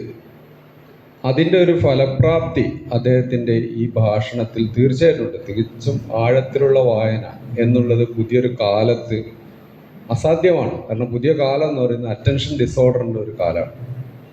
ഒന്നിലും ശ്രദ്ധ കേന്ദ്രീകരിക്കാൻ സാധിക്കാത്ത മനുഷ്യരായിട്ട് നമ്മളൊക്കെ മാറിയ ഒരു കാലമാണ്. പുതിയ തലമുറയിൽപ്പെട്ടവർക്ക് ഒരു മിനിറ്റോ 2 മിനിറ്റോ അടങ്ങുന്ന ഒരു റീലിൻ്റെ ഒരു കോൺസെൻട്രേഷനിലോട്ട് നമ്മളൊക്കെ മാറിപ്പോയൊരു കാലത്ത് ഒരു വിഷയത്തെ ആഴത്തിൽ സമീപിക്കാൻ സാധിക്കുക എന്ന് പറഞ്ഞാൽ തന്നെ വലിയ ബുദ്ധിമുട്ടാണ്. അത് കേട്ടിരിക്കുക എന്ന് പറഞ്ഞാൽ അതിലും വലിയ ബുദ്ധിമുട്ട്. എന്നാൽ ഇത് വളരെ രസകരമായിട്ട് ഞാൻ കേട്ടിരുന്നു എന്ന് മാത്രമല്ല, ഇനിയും ഇത് വീഡിയോയിൽ ഒന്നുകൂടി കേൾക്കണം എന്ന് തോന്നിപ്പിക്കുന്ന വിധത്തിലുള്ള നിരീക്ഷണങ്ങൾ, സത്യസന്ധമായ നിരീക്ഷണങ്ങൾ, ആഴത്തിലുള്ള നിരീക്ഷണങ്ങളായിരുന്നു എന്നുള്ളതാണ് എൻ്റെ ഒരു അഭിപ്രായം. അപ്പോൾ അദ്ദേഹം ഇങ്ങനെ പറയുന്നത് ഞാൻ ഇങ്ങനെ ഓരോ സന്ദർഭത്തിൽ ഈ നായക്ക് ബഷീർ വെള്ളം കൊടുക്കുന്ന അതൊരു ഇത് അതിൻ്റെ ആ ഒരു ഇമേജാണ്. അതായത് ഒരു അൺനോൺ ഒരു പയ്യൻ, ഈ പയ്യൻ എല്ലാ കാലത്തും ബഷീറിൻ്റെ കൂടെ ഉണ്ട്, പലപ്പോഴും ഉണ്ട്. അത് പല ജന്മദിനത്തിലും ഒരു മനുഷ്യനിലും വിശപ്പിലൊക്കെ ഈ പയ്യനെ നമുക്ക് കാണാൻ സാധിക്കും. വിശപ്പ് എന്ന് പറഞ്ഞ കഥയിലാണെന്ന് തോന്നുന്നു. ഈ പയ്യൻ്റെ അടുക്കുന്നാണ് ബഷീർ 2 അണ കടം വാങ്ങിക്കുന്നത്. ഈ പയ്യൻ അവസാനം ബഷീർ രാവിലെ എഴുന്നേൽക്കില്ല, വിശപ്പ് പിന്നെ സഹിക്കാൻ വയ്യാഞ്ഞിട്ട് ഒരു നേരത്തെ ആഹാരം ലാഭമാണ്. ഒരു ഉച്ചയാകുമ്പോൾ 12:30 ഒക്കെ ആകുമ്പോൾ എഴുന്നേൽക്കും. അപ്പോൾ ഊണ് കഴിക്കാൻ പൈസ ഇല്ല. അപ്പം ഇങ്ങനെ പല വഴി ആലോചിച്ചിട്ടില്ലാതായപ്പോൾ ഈ ഒരു പയ്യൻ എന്ന് പറയും, പയ്യൻ ഇദ്ദേഹത്തിന് ചായ വാങ്ങിച്ചു കൊണ്ടിരിക്കുന്ന പയ്യൻ, ആ പയ്യനോട് നാട്ടിൽ പോകാൻ വേണ്ടി വെച്ച പൈസ 2 അണ കടം വാങ്ങിക്കുന്ന പയ്യൻ. അങ്ങനെ ഈ പയ്യൻ പല കോലത്തിൽ വരുന്നുണ്ട്. അപ്പോൾ ആ പയ്യനും ബഷീറും നായക്ക് വെള്ളം കൊടുത്തു, ദാഹിച്ചു വരുന്ന പട്ടിക്ക് വെള്ളം കൊടുക്കുക എന്ന് ബഷീറിൻ്റെ ശബ്ദങ്ങളിലെ ഒരു ടൈറ്റിലാണ്, ഒരു അധ്യായത്തിൻ്റെ ടൈറ്റിലാണ്. ബഷീറിൻ്റെ ഒരു സൂഫി തമാശയുണ്ട്. ആ തമാശ ഇതും തമ്മിലുള്ള ഒരു ബന്ധം ഞാൻ ഇങ്ങനെ ആലോചിച്ച്, ബഷീർ ഒരിക്കലും ഇങ്ങനെ ഈ പയ്യൻ്റെ അടുക്കുന്ന കടം വാങ്ങിച്ച് വെച്ച ഊണ് പിന്നെ അവിടെ വെച്ച് കൈ കഴുകാൻ പോയപ്പോൾ ഈ നായ അങ്ങ് തിന്നുപോകും. അങ്ങനെ ആ ഒരു തമാശയാണ്. അത് വെറുതെ ബഷീറിനെ കൊണ്ട് ഉണ്ടാക്കിച്ചതാണോ എന്നുള്ളതാണ് എനിക്ക്. അപ്പം തിന്നു പോകുമ്പോൾ ബഷീറിൻ്റെ കയ്യിൽ നായക്ക് കൊടുക്കാൻ വേണ്ടി ഉള്ള ഒരു ഗ്ലാസ് വെള്ളം ഉണ്ടായിരുന്നു. ഇതുകൂടി കുടിച്ചിട്ട് പോണ നായിൻ്റെ മോനെ വെള്ളം നായിനെ കൊണ്ട് കുടിപ്പിക്കുന്ന ഒരു തമാശ. സത്യത്തിൽ അത് വെറും തമാശ അതല്ല, അതിൻ്റെ ഫിലോസഫി എന്ന് പറയുന്നത് അത് ഇങ്ങനെ ബഷീർ ഫലിതങ്ങൾ എന്ന് പറഞ്ഞുകൊണ്ട് ഇയാൾ പിന്നെ അസീസ് തരുവണയൊക്കെ സമ്പാദിച്ചു വെച്ചിരിക്കുന്ന അങ്ങനെയുള്ള ചില ആൾക്കാർ പറഞ്ഞ് അതിലുള്ള ചില തമാശകളാണ്. അത് ബഷീറിൽ ആരോപിക്കപ്പെടുന്നതാവാം. ഈ പിന്നെ നസുദ്ദീൻ മൊല്ലയെ പറ്റിയൊക്കെ ആരോപിക്കപ്പെടുന്ന അവരുടെ പേരിൽ ഉണ്ടാക്കുന്ന ഫലിതങ്ങൾ പോലെ ലെജൻഡായിട്ട് മാറുമ്പോൾ സ്വാഭാവികമായിട്ടും അവരുടെ പേരിൽ കുറെ തമാശകൾ ഉണ്ടായി വരും. അങ്ങനെ കുറെ തമാശകളുണ്ട് ബഷീറിന്റെ. ഈ പിന്നെ പുട്ട് തിന്നിട്ട് ഇദ്ദേഹം കൊളുത്തി വെച്ചിരുന്ന കൊട ഒരു ചായക്കടയിൽ കൊളുത്തി വെച്ചു. അപ്പം തന്നെ ഒരാൾ വന്നിട്ട് ഈ പുട്ടൊക്കെ തിന്നിട്ട് ഈ കൊടയെടുത്തങ്ങ് പോയി. അപ്പം ബഷീർ പുറത്തിറങ്ങി നിന്നിട്ട് ഇങ്ങനെ വിളിച്ചു, ഇതാ അങ്ങോട്ട് വാ. അപ്പോൾ ഇയാൾ ഈ കൊടയായിട്ടൊന്നും, തൻ്റെ പേര് വൈക്കം മുഹമ്മദ് ബഷീർ എന്നാണോ? അയാള് അല്ല, എന്നാ അവർ ആ കൊട അവിടെ വെച്ചേച്ച് പോയിക്കും. ഈ കണക്കുള്ള കുറെ ഈ സൂഫിസ്റ്റിക് തമാശകൾ ബഷീറിന് വരുന്നത്. അപ്പൊ ആ കണക്കുള്ള ഒരു തമാശയാണ് ഇത്. ഇങ്ങനെ കുറെ രസകരമായിട്ടുള്ള തമാശകളുണ്ട് ബഷീറിനെ പറ്റി. ഇവിടുത്തെ ഈ പള്ളിയിലുള്ള വഴി ചോദിക്കുന്നുണ്ട് ബേപ്പൂരിന്ന് അങ്ങാടിയിൽ നിന്ന്. അപ്പം ബഷീർ കുറച്ചു നേരം ഒരു കാര്യം ചെയ്യും, ഇവിടുന്ന് 100 മീറ്റർ നടന്നു കഴിഞ്ഞാൽ ഒരു മൂത്രത്തിന്റെ മണ്ണടിക്കും, അത് കഴിഞ്ഞ് 10 മീറ്റർ പള്ളി എത്തും. ഇങ്ങനെയൊക്കെയുള്ള കുറെ തമാശകൾ സാധാരണ മനുഷ്യന്മാർക്കില്ലാത്ത ഒരു വ്യക്തി. ഞാൻ ഈ ഇതിങ്ങനെ കേട്ടോണ്ടിരിക്കുമ്പോൾ തന്നെ ഞാൻ ആലോചിച്ചത്, ഈ ലോകത്തിന്റെ സകലമാന വൃത്തികേടുകളും ശല്യങ്ങളും ബഹളങ്ങളും അപ്പുറത്തുണ്ടായിട്ടും ബഷീറിന് ഇതിന്റെ ഒരു പാപപുണ്യ സങ്കല്പം എന്നൊന്നില്ല. ഞാൻ ചിന്തിക്കാത്തൊരു കാര്യമാണ് സ്മിതിങ് കപ്പർ. അപ്പൊ അതുകൊണ്ടാണ് അദ്ദേഹത്തിന്റെ സാഹിത്യത്തിൽ കൊലയാളിയില്ല. കൊലയാളിയൊക്കെ ഭയങ്കര ക്രൂരകൃത്യം ചെയ്ത സുഖമോഷണം ആരംഭിക്കും. രാവിലെ ഒരു മോഷ്ടാവ് ബഷീറിന്റെ വീട്ടിൽ വരും. അപ്പൊ ഇദ്ദേഹത്തിന്റെ ആശംസക്ക് വേണ്ടിയിട്ടാ, അപ്പൊ നിനക്ക് സുഖമോഷണം, അദ്ദേഹത്തിന്റെ അനുഗ്രഹം നേടിയിട്ട് ഇവൻ കക്കാൻ പോവുക. കാരണം ബഷീറിന് ഇത് സാധിക്കുന്നതിന്റെ എന്തുകൊണ്ടാണെന്നുള്ളതിന്റെ ഭയങ്കരമായിട്ടുള്ള ഫിലോസഫി നാസിമുദ്ദീൻ കാപ്പൂടെ പറഞ്ഞു. അദ്ദേഹത്തിന്റെ ആ ഒരു ലോകത്ത്, ഈ സൂഫിസ്റ്റിക് വേൾഡിൽ പാപപുണ്യങ്ങൾ എന്ന് പറയുന്ന ഒരു സംഭവമില്ല. അതിനെക്കുറിച്ച് ചിന്തിക്കുന്നില്ല. ഇതെല്ലാം സംഭവിക്കുന്നതാണ്, മനുഷ്യന്റെ ഉള്ളിലുള്ളതാണ്, മനുഷ്യൻ പ്രവർത്തിക്കുന്നു എന്നേ ഉള്ളൂ. അപ്പൊ ആ തരത്തിൽ വേറൊരു ലോകത്തിൽ ഇതേപോലെ തന്നെ ഈ പ്രഭാഷണവും നാസിമുദ്ദീൻ നടന്നത് ഇതിന്റെ തൊട്ടപ്പുറത്തുനിന്ന് ലോകത്തിലുള്ള സകലമാന വൃത്തികെട്ട ശബ്ദങ്ങളും നമ്മളിലോട്ട് അലയടിച്ചെത്തുന്നുണ്ട്. ഈ വാതിലും കേടാണ് അപ്പുറത്തുനിന്ന് ഒരു തൊട്ടി ശബ്ദങ്ങളാണ് അവിടെ തോന്നുന്നത്. പക്ഷെ അത് നാസിമുദ്ദീൻ കേട്ടിട്ടേ ഇല്ല. അത് കേൾക്കാതെയാണ് അദ്ദേഹം സംസാരിച്ചത്. ഞാനാണ് പ്രസംഗിക്കുന്നതെങ്കിൽ ഞാൻ ഇതിവിടെ നിർത്തിയിട്ട് മതി, ഇനി അവിടെ പോയിട്ട് നിങ്ങൾ പോയിട്ട് ആ തൊട്ടിപ്പടം കണ്ടു പോയിട്ട് എന്ന് പറയും. ഈ ലോകത്തിനെ പരിഹരിക്കാനുള്ള മാർഗം ബഷീറിന് അത്ര ആഴത്തിൽ 2-3 തവണ വായിച്ച് വീണ്ടും പ്രബന്ധം തയ്യാറാക്കിയത് കൊണ്ടാണ് അദ്ദേഹം ആ ശബ്ദം കേൾക്കാത്തത്. അത്രമാത്രം പറഞ്ഞുകൊണ്ട് ഞാൻ ഈ ചർച്ചയ്ക്ക് വേണ്ടിയിട്ട് നിങ്ങളോട്ട് മൈക്ക് കൊടുക്കുന്നു. അപ്പോൾ നമുക്കൊരു 5-10 മിനിറ്റ് കൊണ്ടെങ്കിലും ഇത് കൺക്ലൂഡ് ചെയ്യണം എന്ന് മാത്രം പറഞ്ഞുകൊണ്ട് ഈ ചർച്ചയിൽ കാര്യമായിട്ട് ഇടപെടുക. ചോദിക്കുദ്ദേശിച്ചതെന്ന് വെച്ചിട്ടുണ്ടെങ്കിൽ, ഇപ്പൊ വൈക്കം മുഹമ്മദ് ബഷീറിന്റെ കൃതികൾ എടുത്തു നോക്കിയിട്ടുണ്ടെങ്കിൽ അതിന്റെ സ്ത്രീ കഥാപാത്രങ്ങളെ കുറിച്ചിട്ടാണ് എനിക്ക് ചോദിക്കാനുള്ളത്. ഇപ്പൊ മാധവിക്കുട്ടി ആയിക്കോട്ടെ, സരസ്വതി അമ്മ ആയിക്കോട്ടെ, അപ്പൊ ഇവരുടെയൊക്കെ രചനകൾ എടുക്കുമ്പോൾ അതിൽ സ്ത്രീകളുണ്ട്. പക്ഷെ ആ സ്ത്രീകളിൽ നിന്നും വ്യത്യസ്തമാക്കുന്നത്, നമ്മുടെ വൈക്കം മുഹമ്മദ് ബഷീറിന്റെ സ്ത്രീകളെ വ്യത്യസ്തമാക്കുന്നത്, അതായത് സാധാരണ കഥാപാത്രങ്ങളെ അസാധാരണമായ രീതിയിൽ വൈക്കം മുഹമ്മദ് ബഷീർ അവതരിപ്പിക്കാൻ പറ്റിയിട്ടുണ്ട്. ഇപ്പോൾ സാർ നേരത്തെ പറഞ്ഞിട്ടുണ്ടായിരുന്നു, മുസ്ലിം സ്ത്രീകൾ ആ സമുദായത്തിൻ്റെ ഉള്ളിൽ വെച്ച് നോക്കുമ്പോൾ അവർക്ക് പുറത്ത് കിടക്കാനോ അല്ലെങ്കിൽ ഭയങ്കരമായിട്ട് നിബന്ധനകൾ ഉണ്ടായിരുന്നു. പക്ഷെ ബഷീറിന്റെ കൃതികൾ എടുത്തു നോക്കുമ്പോൾ ഈ മുസ്ലിം സ്ത്രീകൾക്ക് ഇതൊന്നും കാണാൻ സാധിക്കുന്നില്ല. അപ്പോൾ അതിനെ കുറിച്ചിട്ട് എന്താണ് പറയാനുള്ളത്? അതായത് ഇപ്പോൾ ബാക്കിയുള്ള കഥാപാത്രങ്ങൾ, അതായത് ബാക്കിയുള്ള എഴുത്തുകാരുടെ സ്ത്രീ കഥാപാത്രങ്ങൾ എടുത്തു നോക്കുമ്പോൾ വൈക്കം മുഹമ്മദ് ബഷീറിന്റെ സ്ത്രീ കഥാപാത്രങ്ങൾക്ക് വരുന്ന ഒരു വ്യത്യാസത്തെ കുറിച്ചാണ് ഇവിടെ ചോദിക്കുന്നത് ഞാൻ.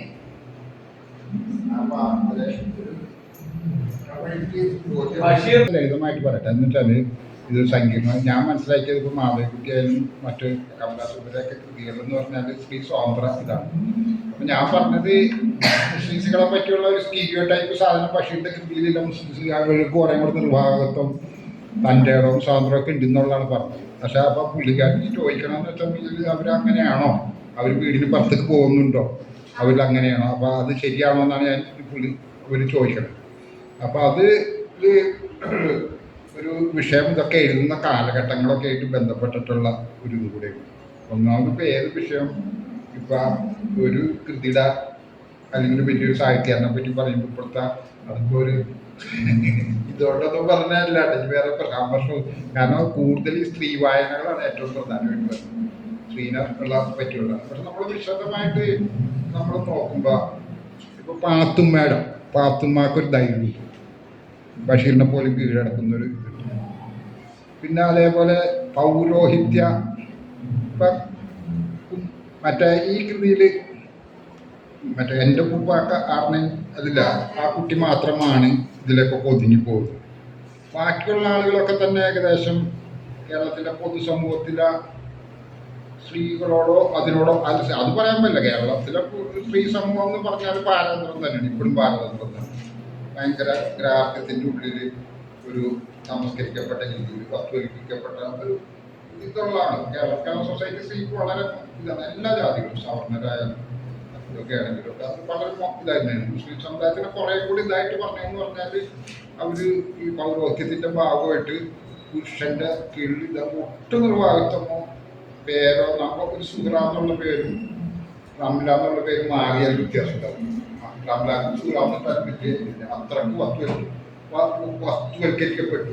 വെച്ചാൽ ഒരു ചരക്കുവൽക്കരിക്കപ്പെട്ട മനുഷ്യത്വം നഷ്ടപ്പെട്ടതെന്നുള്ളൊരു കൺസെപ്റ്റിലാണ് ഇവിടുത്തെ ഇതിൽ നിൽക്കുന്നത്. പക്ഷെ അതിനെ കുറേ സ്ഥലങ്ങളിൽ ബഷീർ ബ്രേക്ക് ചെയ്യും. കുറേ സ്ഥലങ്ങൾ ഇപ്പോൾ ജമീലയൊക്കെ ഭയങ്കര സ്ട്രോങ് അല്ലേ. ജമീല നമ്മുടെ പൂവമ്പഴത്തിലേക്ക് ജമീലാനെ പ്രേമിക്കണം എന്നൊക്കെ പറയുമ്പോൾ അയാളെ കളിയാക്കുന്ന അങ്ങനെയൊക്കെയുള്ള ഒരു ഇത് നിൽക്കുന്നുണ്ട്. പിന്നെ നമ്മൾ ലെഫ്റ്റൈറ്റുകൾ പോലൊന്നും ഇങ്ങനെ ടോക്കായിട്ടൊന്നും പോകണമെങ്കിൽ അല്ല, നമുക്ക് പറയാൻ അത്രയല്ല. എന്നാലും നമ്മളൊരു യാഥാർത്ഥ്യമായ പശ്ചാത്തലത്തിൽ നിന്ന് യാഥാർത്ഥ്യമായ കഥാപാത്രങ്ങളെ കണ്ടെത്തുമ്പോൾ നമ്മൾ ഈ ദൈനംദിന ജീവിതമാണ് അയാൾ നേരിട്ട് വിഷയമാക്കിയത്. അത് നമ്മൾ മനസ്സിലാക്കണം. ജീവിച്ച ജീവിതം നമ്മുടെ പച്ച ജീവിതം. ഈ പച്ച ജീവിതത്തിൽ നമ്മൾ കാണുന്ന പോലത്തെ സ്റ്റീരിയോ ടൈപ്പ് ഇല്ല. അവിടെ പെണ്ണുങ്ങൾക്ക് ഇതുണ്ട്. ഇപ്പോൾ വേറെ അർത്ഥത്തിൽ ഹുസൈൻ്റെ സ്റ്റഡി ഉണ്ട്. മലബാറിലെ പെണ്ണുങ്ങൾ, മലപ്പുറം പെണ്ണുങ്ങൾ പുരുഷന്മാരോടൊപ്പം ഇതാണ് ഒരു തെളിവ് സൗകര്യം. അതിൻ്റെ ഒരു പരിച്ഛേദം അതിൽ കാണാമെന്നുള്ളതാണ്. അതായത് റെവല്യൂഷണറി ആയ ഒരു അംശം നമുക്ക് കാണാൻ പറ്റും, റെവല്യൂഷണറി ആയ ഒരു അംശം കാണാൻ പറ്റും. പക്ഷെ കുറേ കൂടെ ട്യൂഷനിൽ ഇത് ഉണ്ടാകാൻ സ്വന്തം വ്യക്തിത്വമൊക്കെ പഠിപ്പിക്കുന്ന ഇത് അവരിലുണ്ടെന്നാണ് എൻ്റെ ഒരു തോന്നൽ ആയിട്ടാണ് എനിക്ക് തോന്നുന്നത്. റാഫി മാഷ്ക്ക് എങ്ങനെയാണ് തോന്നുന്നത് വെച്ചാൽ റാഫി മാഷും കൂടെ പറഞ്ഞു കഴിഞ്ഞാൽ ഇതൊരു ഉത്തരം മാത്രമല്ലല്ലോ, ഞാൻ ഇത്തരം കാര്യങ്ങളെ സമീപിക്കണം, ഞാൻ ഉത്തരം പറയാനൊന്നുമല്ല, എനിക്ക് ഉത്തരം അറിയില്ല. നമ്മളിതൊരു യാത്രയാണ്. നിങ്ങളുടെ ചോദ്യം, ഞാനും ചോദ്യം ഉത്തരം കണ്ടെത്താൻ എല്ലാത്തരം ഞാൻ മുമ്പ് ക്ലാസ്സിൽ ക്ലാസ്സിൽ ഞാൻ പിള്ളേരോട് പറഞ്ഞിട്ടില്ല, നമ്മൾ യാത്ര സംഘടിപ്പിക്കുക, എനിക്കും സംശയമില്ല, നിങ്ങളോട് ചോദിക്കും, നിങ്ങളുടെ സംശയം എന്നോട് ചോദിക്കും. അതിനൊന്നും ഉത്തരവില്ല. നമ്മളെ കൺസെപ്റ്റുകളല്ല, നമ്മൾ കണ്ടെത്തുന്ന ഹൈപ്പോത്തിസുകൾ നമ്മൾ എഴുത്തുകാരും ലോകം തന്നെ അങ്ങനെയാണ്. നമ്മൾ കാണുന്ന ചില നമ്മുടെ മനോസങ്കല്പങ്ങൾ മാറും. പൂവാരാണ് കറക്റ്റ് നമുക്ക് എങ്ങനെ, പക്ഷേ ഇത് എന്നെ പലർക്കും പറയുന്നത് ഈ സുഖസ്ഥിതി ഇതിൽ തന്നെ പറയുന്നത് സത്യമാണോ മറ്റതാണോ, അപ്പോൾ എന്താണ് സത്യം എന്നൊക്കെ ബഷീറിൻ്റെ ചർച്ചയിൽ വരുന്നത്. അപ്പോൾ അതുപോലെ എൻ്റെ ഒരു കൺസെപ്റ്റിൽ ഇങ്ങനെയുള്ള ഒരു സ്റ്റീരിയോ ടൈപ്പായിട്ട് അന്ന് നിന്നിരുന്ന മുസ്ലിം സമുദായത്തിലുള്ള ഇതിനെ അദ്ദേഹം കൗണ്ടർ ചെയ്യേണ്ടതായിട്ടാണ് തോന്നുന്നത്. ബാക്കിയൊക്കെ റാഫി മാഷ് പറയട്ടെ, നമ്മൾ ഒരു ഷെയറിംഗ് ആണ് ചെയ്യുന്നത്, ആൻസറിങ് അതല്ല. കാരണം എനിക്കും അറിയില്ല, ഞാനൊരു യാത്രയാണ് നിങ്ങളുമായിട്ടുള്ള കാര്യത്തെ കാണുന്നത്. ഇത് എനിക്ക് അങ്ങനെ ഒന്നും പറയാനല്ല, എന്നാലും എനിക്ക് തോന്നിയ ഒരു കാര്യം ഞാൻ പറയാം. ബഷീറിന്റെ പെണ്ണുങ്ങൾ എന്നാണല്ലോ ഇപ്പൊ നമ്മൾ അവതരിപ്പിക്കാതിരുന്ന നാടകത്തിന്റെ വരെ കാണാൻ പറ്റിയില്ല. അപ്പൊ എന്തായാലും അത് നമ്മൾ ഒന്നുകൂടി വിപുലീകരിച്ചിട്ട് ഇന്നിപ്പോ ഈ രംഗശാല പ്രശ്നം കാരണം അത് നമുക്ക് അവതരിപ്പിക്കാൻ പറ്റിയില്ല. അത് നമ്മൾ രണ്ടാം ഘട്ടത്തിൽ അവതരിപ്പിക്കും. അപ്പം ബഷീറിന്റെ പെണ്ണുങ്ങളിൽ നിങ്ങൾ ബഷീറിന്റെ ഉമ്മ നോക്കുക, പാത്തുമ്മയുടെ ആട്ടിൽ ഉമ്മ ബഷീറിനോട് പറയുന്ന ഒരു ഡയലോഗുണ്ട്, നിനക്കെന്താണോ നോക്കേണ്ടത്, ഒറ്റാതടി മുച്ചാൻ വയറ്. എനിക്ക് അങ്ങനെയാണോ ആ ഒരു പറച്ചിലില്ലേ. അപ്പൊ അതില് അവര് പറയുന്ന, എടാ ഈ ഒറ്റാന്തടിയും മുച്ചാൻ വയറുമായിട്ടുള്ള, അതായത് ബഷീർ കല്യാണം കഴിക്കുന്ന 50 വയസ്സിൽ, അതുവരെ ബഷീറിനെ നോക്കിയത് വേറൊരു അർത്ഥത്തിൽ ഉമ്മയാണ്. കാരണം മകനും അമ്മയെ എവിടുന്നാണ് വേർപെടുന്നത്? കുഞ്ഞെ തുള്ളുവാൻ നേരമില്ലിപ്പോൾ, നിന്റെ ജീവിതം നിൻകാര്യം മാത്രം, എൻ്റെ ചിറകിനു കീഴിൽ നിന്നു പിഴയ്ക്കാം, കാലം മുഴുവൻ നിന്നു പിഴയ്ക്കാമെന്നുള്ള ആ മോഹം വേണ്ട എന്ന് പറഞ്ഞ് മക്കളെ കൊത്തി അകറ്റുന്നതൊരു പരിധിവരെ മക്കൾ വേറൊരു ജീവിതം ഉണ്ടാക്കുന്നതിന് ശേഷമാണല്ലോ. കടവനിട്ടൻ്റെ കവിതയാണ് ഞാനതിവിടെ പറയുന്നത്. കോഴി മിക്കതും മക്കൾ ഒരു 30 വയസ്സിനുള്ളിൽ അമ്മമാര് ആ അർത്ഥത്തിൽ കൊത്തി മാറ്റും. പക്ഷെ ബഷീറിനെ കൊണ്ട് അതും സാധിക്കുന്നില്ല. ഉമ്മാക്ക് 50 വയസ്സ് വരെ ചിറകിൻ്റെ ഉള്ളിൽ തന്നെ വേറെ ബഷീർ അങ്ങ് പോയിക്ക്, ലോകം മുഴുവൻ പുറപ്പെട്ടു പോയിക്ക്, എന്നാലും തിരിച്ചെത്തിയ ബഷീർ ഇങ്ങോട്ടാണ് 50 വയസ്സ് വരെ. 50 വയസ്സിലെ ബഷീർ കല്യാണം. ഇന്നലെ അനീസ് പറഞ്ഞിരുന്നില്ല, ഞാന് എൻ്റെ കൗമാരത്തില് അദ്ദേഹത്തിന് ജീവിത സായന്തനത്തിലാണ് എനിക്ക് എൻ്റെ കൗമാരായത് എന്ന് അനീസ് ഇന്നലെ പറഞ്ഞിരുന്നില്ല. ഞാൻ പറഞ്ഞത് അപ്പോ അതാണ് ഉമ്മ വിളിക്കുന്ന ആ ചീത്ത ഉണ്ടല്ലോ, ആ പറയുന്ന ചീത്ത ഉണ്ടല്ലോ. ഇടയ്ക്ക് ബഷീറിനെ എടുക്കുന്നത് ഒരിക്കലും ബഷീറിനോട് ഇങ്ങനെ 5 റുപ്യ ചോദിക്കുമ്പോൾ സാധാരണ ബഷീർ കൊടുക്കില്ല. അപ്പൊ ഇത് 5 റുപ്യ എന്നെ എടുത്താൽ കൊടുത്ത ഉടനെ ഉമ്മ ഒരൊറ്റ കരച്ചില്ല.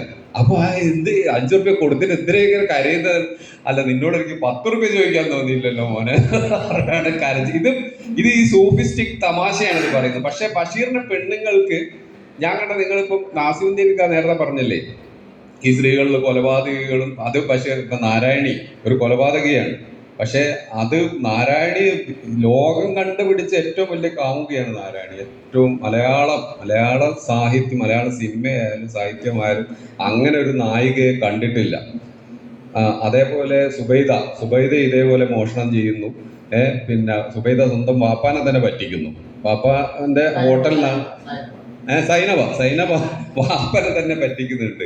ഒളിച്ചു കിടത്തിയിട്ട് മണ്ടൻ മുത്തബക്ക് ഈ ഇത് ഒളിച്ചു വെച്ചാ കൊടുക്കുന്നത്, വാപ്പ കാണാണ്ട കൊടുക്കുക. അപ്പൊ ഞാൻ പറഞ്ഞത്, ഈ ബഷീറിന്റെ കഥാപാത്രങ്ങൾ പെണ്ണുങ്ങൾക്കായിട്ടൊരു പ്രത്യേകത ഒന്നുമില്ല. ബഷീറിന്റെ എല്ലാ കഥാപാത്രങ്ങളും അത് ഈ താലവലപ്പറമ്പിൽ നിന്ന് അദ്ദേഹം പെറുക്കിയെടുത്ത കഥാപാത്രങ്ങൾ പോലെ ജീവിതത്തിൽ നിന്നും അദ്ദേഹം പെറുക്കിയെടുത്താണ്. ഇവള് പിന്നെ സ്ത്രീ ആയതുകൊണ്ട് ഓളെന്തെങ്കിലും ദുർബലയാവുന്നില്ല, അവള് ഭീകരമായിട്ട് ശക്തി ആർജിക്കുന്നില്ല. അവള് പിന്നെ വളരെ ജെന്യുവിൻ ആയിട്ടുള്ള ഒരു തരം ജെൻഡർ ന്യൂട്രാലിറ്റി അവൾക്ക് കൊടുക്കുന്നുണ്ട്. എന്തെങ്കിലും തരത്തിൽ പെണ്ണെന്ന് പറയുന്നത് ഏതെങ്കിലും തരത്തിൽ എന്താണ് പറയാ, ഒരു ബഷീറിന്റെ ഈ സ്ത്രീകളൊക്കെ അതിശക്തയാണ്. അവരാണ് വീട് നോക്കുന്നത്. പിന്നെ ഇന്നലെ ഞാൻ പറഞ്ഞിരുന്നല്ലോ, സാറാമ്മയാണ് കേശവനാരെ കൊണ്ട് പോകുന്നത്. അങ്ങനെയാണ് അതിൽ എഴുതി വെക്കുന്നത്. സാറാമ്മ പണം ഇയാളിൽ നിന്നും സ്വരുക്കൂട്ടി വെച്ചിട്ട് അവസാനം കേശവൻ നായരെ കൊണ്ട് സാറാമ്മ നാട് വിടുകയാണ് ചെയ്യുന്നത്. സാറാമ്മ ശരിക്കും മാധവൻ ഇന്ദുലേഖയെ കല്യാണം കഴിച്ച അവരുടെ മാധവന്റെ കുട്ടികളെ പെറ്റുപോറ്റി പിന്നെ ശിഷ്ട ജീവിതം കഴിച്ചു, അത്രേ പറയുന്നുള്ളൂ. അവള് കുലസ്ത്രീയായി മാറി. സാറാമ്മ അങ്ങനെയല്ല. സാറാമ്മ സിനിമ നമ്മൾ കാണുമ്പോൾ തന്നെ നമ്മൾ കാണുന്ന ഫസ്റ്റിലത്തെ സീക്വൻ എന്താന്ന് പറഞ്ഞു കഴിഞ്ഞാൽ സാറാമ്മ എംപ്ലോയ്മെന്റ് എക്സ്ചേഞ്ചിന്റെ മുമ്പിൽ ക്യൂ നിൽക്കുന്ന ഫസ്റ്റിലത്തെ സീൻ. അവളുടെ നിശ്ചയമാണത്. തനിക്ക് സ്വയം പര്യാപ്തയായി കഴിഞ്ഞതിന് ശേഷമേ താൻ വിവാഹം ചെയ്യൂ. അങ്ങനെ ആകുമ്പോൾ ഒരു ഘട്ടം ഇയാൾ സഹിക്കാൻ വയ്യാണ്ടാകുമ്പോൾ ഇയാളുടെ ഇറങ്ങിപ്പോയിക്കോളാൻ പറയാം. അപ്പൊ ഇങ്ങനെ ഓരോ കഥാപാത്രങ്ങൾ സാറാമ്മ മുന്നിൽ നടക്കുന്നു. അപ്പൊ വിവാഹം കഴിച്ചു കഴിഞ്ഞാൽ പൊതുവെ നമുക്കറിയാം നടക്കുന്നത്, മിക്ക ആളുകളും നടക്കുന്നത് പെണ്ണ് പിറകിലായിട്ട്. ഇതിൽ അങ്ങനെയല്ല, കൃത്യമായിട്ട് മുന്നിൽ തന്നെയാണ് സാറാമ്മ നടക്കുന്നത്. ഒപ്പോ അല്ല, നേരെ മുന്നിലാണ്. ഇതേപോലെ ഓരോ കഥാപാത്രങ്ങൾ. അപ്പൊ ഞാനിവിടെ നാസിമുദ്ദീൻ ഖാന് ശേഷം പിന്നെ മറ്റൊരു പ്രബന്ധം അവതരിപ്പിക്കുന്ന പോലെ ആയി പോകും. അപ്പൊ അടുത്തത് ദൃശ്യ നിങ്ങളോട് ചോദ്യങ്ങൾ ചോദിക്കും. ചോദ്യമല്ല, ഇതിന്റെ ഈ ഒരു ഉത്തരം സാറ് പറഞ്ഞല്ലോ ഒരു ഷെയറിംഗ് ആണ് എന്നുള്ളത്. അതുകൊണ്ട് എൻ്റെതായ ഒരു വീക്ഷണത്തിൽ വായനാനുഭവത്തിന്റെ വെളിച്ചത്തിൽ പറയാമെന്ന് വിചാരിക്കുന്നു. എൻ്റെ അഭിപ്രായത്തിൽ ബഷീറിനെ സംബന്ധിച്ചിടത്തോളം അദ്ദേഹം എന്നും മനുഷ്യപക്ഷം പിടിച്ചുകൊണ്ട് എഴുതിയ ഒരു വ്യക്തിയാണെന്നാണ് എനിക്ക് പറയാനുള്ളത്. കാരണം ബഷീറിൻ്റെ ഏത് കൃതി എടുത്ത് പരിശോധിച്ചു കഴിഞ്ഞാലും വില്ലൻ കഥാപാത്രങ്ങൾക്ക് പോലും വായനയിൽ നമുക്ക് അവരോടൊരു അനുഭാവമാണ് അല്ലെങ്കിൽ ഒരു അനുകമ്പയാണ് നമുക്ക് തോന്നുക, ഒരു സഹാനുഭൂതിയാണ് തോന്നുക.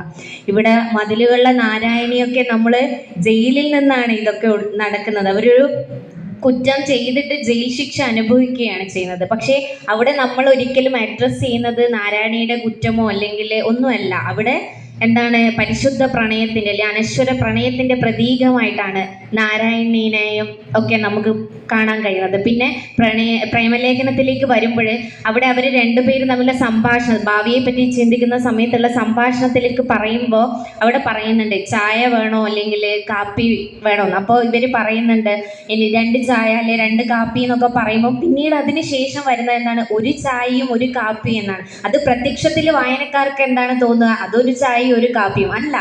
സ്ത്രീ ആയാലും പുരുഷനായാലും അവർക്കും അവരുടെ ഇഷ്ടാനിഷ്ടങ്ങളുണ്ട് എന്നുള്ളൊരു സ്വാതന്ത്ര്യമാണ് അവിടെ ഉണ്ടാകുന്നത്. അവിടെ പുരുഷനെന്നോ സ്ത്രീയെന്നോ അല്ല, അവിടെ മനുഷ്യരാണ് എന്നുള്ളൊരു വലിയ വിശ്വമാനവികതയാണ് ബഷീറിൻ്റെ ഏത് കൃതിയെടുത്ത് പരിശോധിച്ച് കഴിഞ്ഞാൽ നമുക്ക് കാണാൻ വേണ്ടി കഴിയുക. പിന്നെ മറ്റൊരു കാര്യം എനിക്കുള്ളത്, റാഫി മാഷ് സൂചിപ്പിച്ചതുപോലെ തന്നെ ഇവിടെ ശബ്ദ കോലാഹലങ്ങളൊക്കെ ഉണ്ടായിരുന്നു. പക്ഷെ എന്നിട്ട് പോലും സാറിനെ സംബന്ധിച്ചിടത്തോളം സാറ് അതിൽ തന്നെ മുഴുകി ഇങ്ങനെ സംസാരിക്കുകയാണ്. അല്ല, ഇപ്പോൾ ഇല്ല, നേരത്തെ സാറ് സംസാരിക്കുമ്പോഴുണ്ടായിരുന്നു എന്നാണ് സൂചിപ്പിക്കുന്നത്. അങ്ങനെയല്ല, അതുപോലും ശ്രദ്ധിക്കാതെ സാറ് നമുക്ക് ക്ലാസ് എടുത്ത് തരുമായിരുന്നു എന്നാണ് ഞാൻ പറഞ്ഞു വന്നത്. പിന്നെ സാറ് സൂചിപ്പിച്ചിട്ടുണ്ടായിരുന്നു ഞാനും ഒരു ഉന്മാദിയാണ്, ഉന്മാദത്തിന്റെ ആ ഒരു അവസ്ഥയിലൂടെയൊക്കെ പോയിട്ടുണ്ടായിരുന്നു എന്നൊക്കെ സൂചിപ്പിച്ചിട്ടുണ്ടായിരുന്നു. ഞാൻ ക്ലാസ്സിൽ പോയിട്ടില്ല,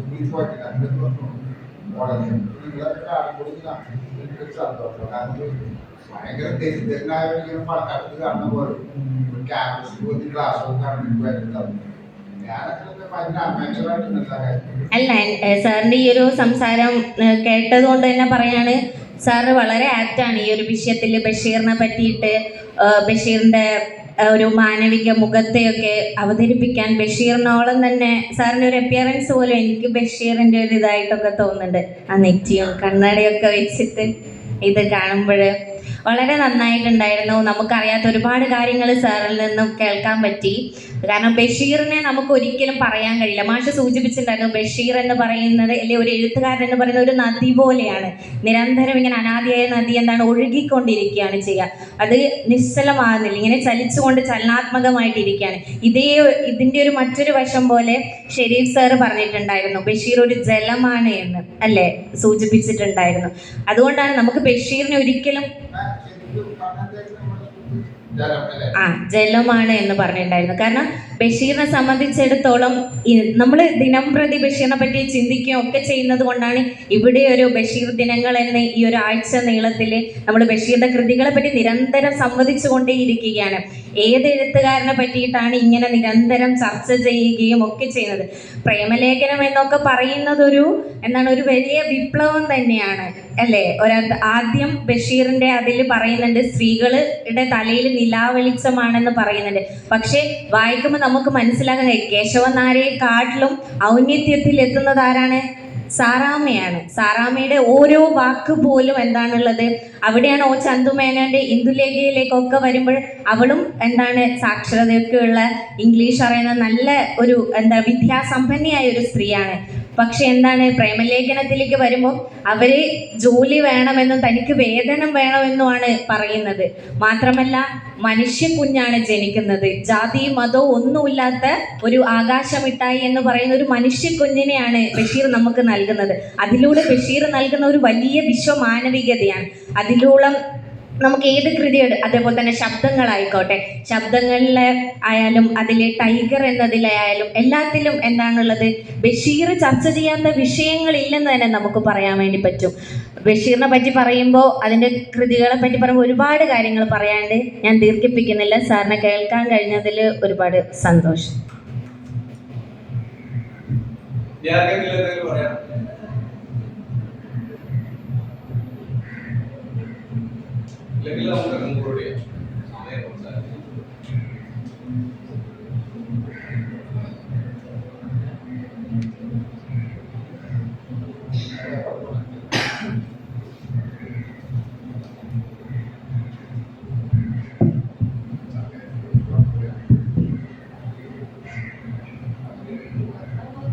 ബഷീറിന്റെ ജീവിതം, അതുപോലെ തന്നെ ഭ്രാന്ത്, ഉന്മാദം എന്നിവയുടെ വേറിട്ട പാതകൾ, ബഷീറിന്റെ ഏകാന്തത, അതുപോലെ തന്നെ അദ്ദേഹത്തിന്റെ കൃതികളുടെ നർമ്മബോധം എന്നിവയെക്കുറിച്ച് നാസിമുദ്ദീൻ മാഷ് വളരെ വിശാലമായി തന്നെ നമ്മളോട് സംസാരിച്ചു.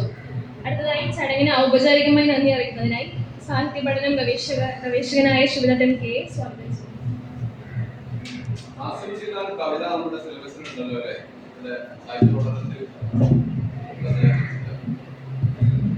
നമസ്കാരം.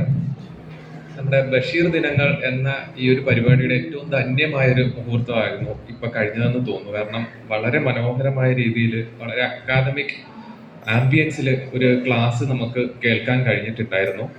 അപ്പോൾ ബഷീർ തന്നെ പറഞ്ഞിട്ടുള്ള ഒരു കാര്യം എന്ന് പറഞ്ഞു കഴിഞ്ഞാൽ, പച്ചയായ ജീവിതത്തിൽ ഓരോ മനുഷ്യനും ഓരോ അനാഥ ജീവിയാണ് എന്ന് ബഷീർ പറയുന്നുണ്ട്. എനിക്ക് തോന്നുന്നു ആ ഒരു അനാഥത്വം അല്ലെങ്കിൽ ആ ഒരു യാഥാർത്ഥ്യം തിരിച്ചറിഞ്ഞതിൽ നിന്നാണ് അദ്ദേഹം ആ ഒരു എന്താ പറയാ ഉന്മാദത്തെ കണ്ടെത്തുന്നത് എന്ന് തോന്നിയിട്ടുണ്ട്. അപ്പോൾ ആ നിലയിൽ വളരെ വ്യക്തമായിട്ട് അല്ലെങ്കിൽ വളരെ സ്പഷ്ടമായി തന്നെ ആ ഒരു കാര്യം നാസിമുദ്ദീൻ മാഷ് ഇവിടെ അവതരിപ്പിക്കുകയുണ്ടായി. അദ്ദേഹം പറഞ്ഞ പോലെ അക്കാദമികമായ ഒരു പശ്ചാത്തലത്തിൽ വന്നു നിന്നുകൊണ്ട് ഇത്രയും മനോഹരമായി ഈ വിഷയം കൈകാര്യം ചെയ്യണമെന്നുണ്ടെങ്കിൽ അദ്ദേഹത്തിന്റെ വായന, അദ്ദേഹം എടുത്തിട്ടുള്ള ഒരു എഫേർട്ട് അത് എത്രമാത്രമാണെന്നുള്ളത് ഈ ഒരു 1.5 മണിക്കൂർ കൊണ്ട് നമുക്ക് മനസ്സിലായിട്ടുണ്ട്. എനിക്ക് തോന്നുന്നു ഞാൻ രാവിലെ 10 മണി കഴിഞ്ഞ് ഇവിടെ എത്തുമ്പോൾ അദ്ദേഹം ഇവിടെ ഞാൻ നമ്മുടെ ഡിപ്പാർട്ട്മെന്റിൽ കാണുകയുണ്ടായി. അപ്പം നമ്മുടെ പ്രോഗ്രാം അറേഞ്ച് ചെയ്തിരിക്കുന്നത് 2 മണിക്കാണ്. പക്ഷെ ആ ഒരു ഡെഡിക്കേഷനാണ് ശരിക്കും എനിക്ക് തോന്നുന്നു ഇവിടെ വരാത്തവര് മിസ് ചെയ്തത് എന്ന് എനിക്ക് തോന്നുന്നു. അതുകൊണ്ട് തന്നെ ഇത് റെക്കോർഡ് ചെയ്തതും നമുക്ക് വളരെ ഉപകാരപ്പെട്ടിട്ടുണ്ട്. എന്തായാലും വളരെ മനോഹരമായി ഈ ഒരു ക്ലാസ് നമുക്ക് എടുത്തു തന്നിട്ടുള്ള ഈ വിഷയത്തെ കൈകാര്യം ചെയ്ത നാസിമുദ്ദീൻ മാഷിനോട് ഔപചാരികമായി നന്ദി രേഖപ്പെടുത്തുന്നു. ഒപ്പം തന്നെ ഈ പരിപാടിയുടെ അധ്യക്ഷനായി ഉണ്ടായിരുന്ന ശ്രീലക്ഷ്മി, ഒപ്പം ഇത് റെക്കോർഡ് ചെയ്തിട്ടുള്ള ജിനു, പിന്നെ ഇത് ഓർഗനൈസ് ചെയ്തിട്ടുള്ള റാഫി മാഷ്, ഇവിടെ എത്തിച്ചേർന്നിട്ടുള്ള നിങ്ങൾക്ക് ഓരോരുത്തർക്കും ബഷീർ ദിനങ്ങളുടെയും ബഷീർ ചെയറിന്റെ പേരിലും നന്ദി രേഖപ്പെടുത്തുന്നു. നന്ദി.